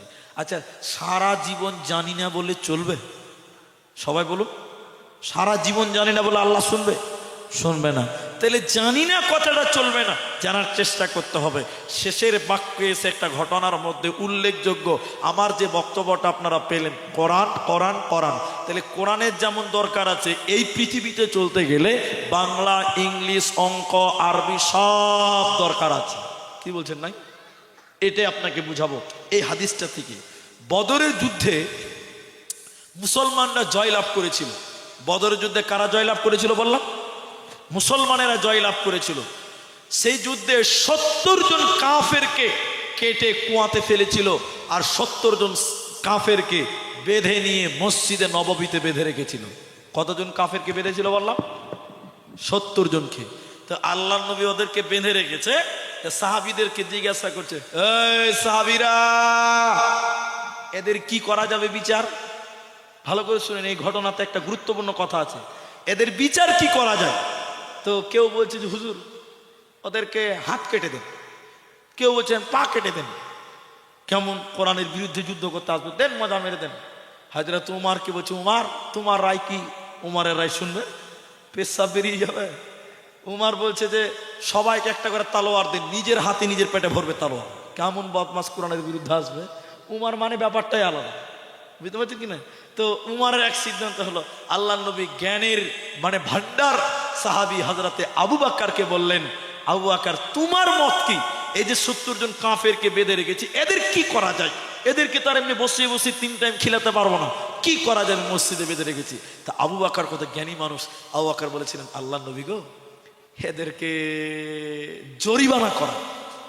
গরিব মানুষ তো, এদেরকে যদি জরিমানা করাই টাকার মার পড়বে, আর জীবনেও কোরআনের বিরুদ্ধে যুদ্ধ করতে আসবে না। এদেরকে কিছু করে জরিমানা করেন আর ছেড়ে দেন। তো দিবে কি? খবর পাঠাও বাড়িতে, এদের বাড়িতে বাড়িতে খবর পাঠাও। সবাই বাড়িতে খবর পাঠালো, বাড়িতে খবর চলে গেল সবার বাড়িতে, তোমরা তোমাদের আত্মীয়দেরকে জরিমানা দিয়ে দিয়ে ছাড়িয়ে নিয়ে যাও। 70 জন বাধা ছিল ওই জায়গাতে। স্বয়ং বিশ্ব নবীর জামাইকে বাধা ছিল, যেটা হযরতে যায়েনাবের সঙ্গে বিয়ে হয়েছিল। যায়েনাবের গলায় একটা হার ছিল, যেটা খাদিজা দিয়েছিল, খাদিজা রাদিয়াল্লাহু আনহা দিয়েছিলেন। তো আল্লাহ নবীর জামাইকে ছোটাবার জন্য মেয়ে গলার হার খুলে জরিমানা হিসেবে পাঠিয়েছিলেন। আল্লাহ নবী হারটা দেখে টুকরে টুকরে কেঁদেছিলেন, বলেছিলেন এটা আমার খাদিজার হার, এটা আমার খাদিজার হার। নবীজি কেঁদেছিলেন। সাহাবীরা বলেছিলেন, আল্লাহ নবী এই হারটা আপনি রেখে দেন, এটা জরিমানা হিসেবে নিতে হবে না, এটা আপনি পার্সোনাল রেখে দেন। আল্লাহ নবী বলছেন, না, এটা জরিমানা হিসেবে এসেছে, আমার আবেগ ছিল তাই আমি বললাম, এটা আমি পার্সোনাল ভাবে রেখে দিতে পারবো না। সবাই ছাড়িয়ে নিয়ে যাচ্ছে, কিন্তু কিছু কিছু লোক ছিল পরনে জামা ছিল না, কাপড় ছিল না। তাহলে এরা বাঁচবে কি করে? এরা কি করে বাঁচবে? এরা জরিমানা দিবে কি করে? পরনে জামাই নাই ভালো করে। তখন কি করা যায়? নবীজি ওদেরকে ডাকলেন, যেটা বলতে যে শোনেন। নবীদেরকে ডেকে বললেন, ও কাফির মুশরিকেরা, তোমরা বলো তোমরা লেখাপড়া জানো। যেটা বলতে চাইছি এটা এখন পেলাম, তোমরা লেখাপড়া জানো। তারা বলছে, জি জানি। আচ্ছা, ওরা তো মুসলমান নয়, ওরা তো মুসলমান নয়, ওরা কি মুসলমান না? তাহলে ওরা লেখাপড়া জানে মানে কি? কোরআন হাদিস না, সে জামানায় যা শিখেছিল ওইটা ওরা জানে। নবীজি বললেন, তোমরা লেখাপড়া জানো? তারা বললেন, জি লেখাপড়া জানি। নবীজি বললেন, তোমরা আমার সাহাবীদেরকে কিছুদিন লেখাপড়া করিয়ে শিক্ষকতা করে তোমরা মুক্তি হয়ে যাও। বলুন সুবহানাল্লাহ। তাহলে দুনিয়ার শিক্ষারও জায়েজ দরকার আছে, প্রয়োজন আছে, তবে মুসলিম হিসেবে আপনাকে কোরআন শিখতে হবে, কোরআন জানতে হবে। আপনার ছেলেটা মাদ্রাসায় পড়ে না, আপনি কোরআন মসজিদে যাই না, আপনি পাঠাবার ব্যবস্থা করেন। আপনার গ্রামে মক্তব নেই, আপনি মক্তব চালু করেন। আপনাদের ছেলেদেরকে কোরআন শিক্ষার ব্যবস্থা করেন, আপনাদের মেয়েদের কোরআন শিক্ষার ব্যবস্থা করেন। আপনার স্ত্রী যদি আপনার বাড়িতে কোরআন তেলাওয়াত করতে পারে সকাল সন্ধ্যা, আপনার বাড়িতে কোনো অশান্তি আসবে না, কোনো বিপদ হবে না, আপনার বাড়িতে কোনো দুর্ঘটনা ঘটবে না। কিন্তু আপনার স্ত্রী তো কোরআন পড়তেই জানে না, ও আবার পড়বে কি? ও আবার পড়বে কি? কোরআন তো পড়তেই পারে না।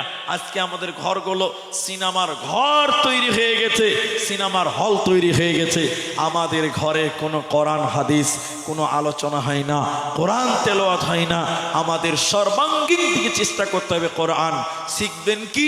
এটাও আল্লাহ প্রথমে শিখিয়ে দিয়েছেন। আল্লাহ কোরআনে বলছেন, পড়ো পড়ো তোমার রবের নামে। তাহলে সর্বপ্রথম যে পড়াটা পড়তে হবে সেটা হলো আল্লাহ। সেটা কি পড়তে হবে? আল্লাহ। আল্লাহর বিষয় পড়তে হবে, আল্লাহ সম্পর্কে জ্ঞান রাখতে হবে। এই জন্য আল্লাহ রাসূল বলছেন, আল্লাহ বলছেন ফা'লাম, জ্ঞান অর্জন করো, আন্নাহু লা ইলাহা ইল্লাল্লাহ, আল্লাহ ছাড়া কোনো মাবুদ নাই। আল্লাহ সম্পর্কে জ্ঞান অর্জন করো। তাহলে সর্বপ্রথম তোমাকে জ্ঞান অর্জন করতে হবে কোরআনের। তাই সাহাবীরা বলতেন তাআল্লামনাল ঈমান সুম্মা তাআল্লামনাল কোরআন, আমরা সর্বপ্রথম ঈমান এনেছি, এরপরে পরে আমরা কোরআন শিক্ষা অর্জন করেছি।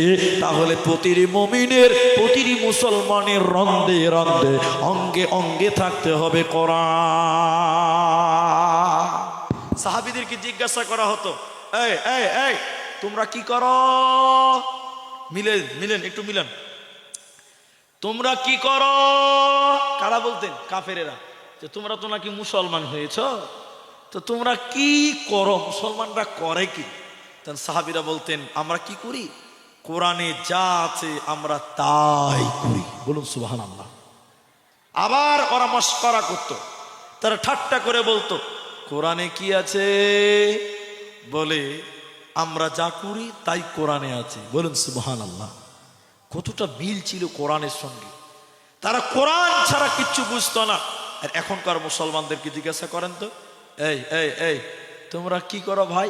তো এখনকার মুসলমান বলবে, যেটা কোরআনে নাই ওটাই আমরা করি। আমাদের সঙ্গে কোরআনের কোনো সম্পর্ক আছে? ইতিহাস বলতে চাই আপনারা, আমি আর এই 2-4-10 মিনিট 5 মিনিট যা আছি, শেষ ইতিহাসটা বলবো এই ব্যাপারে। আমরা কোরআন এত সুন্দর পেলাম কি করে? নবীজি, আল্লাহ তো আর এইভাবে কোরআন দেয়নি। এভাবে দিয়েছে? এরা বলে না দিয়েছে এভাবে? এইভাবে দেয়নি। তাহলে আমরা কোরআনটা পেলাম এত সহজ করে, এত সুন্দর করে, কেমন করে? আমার দিকে দেখেন, এটা নিজামিয়া মাদ্রাসা না হাফিজিয়া মাদ্রাসা? নিজামিয়া মাদ্রাসা। যেগুলো হাফিজিয়া মাদ্রাসা, এখনো আজকের পৃথিবীতেও ছাত্ররা কোরআন মুখস্থ পৃথিবীর বিভিন্ন মাদ্রাসায় করে।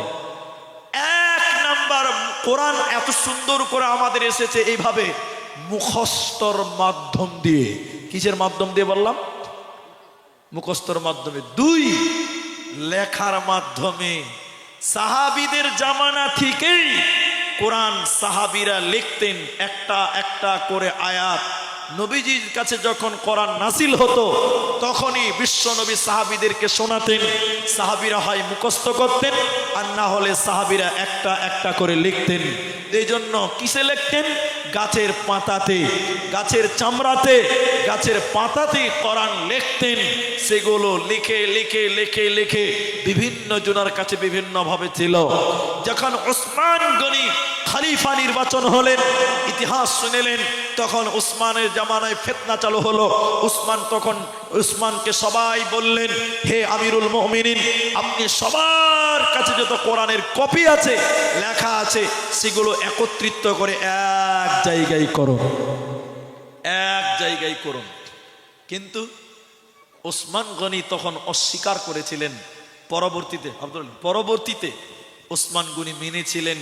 সেই উসমানের জামানাতেই এই কোরআনকে একত্রিত করা হয়েছে।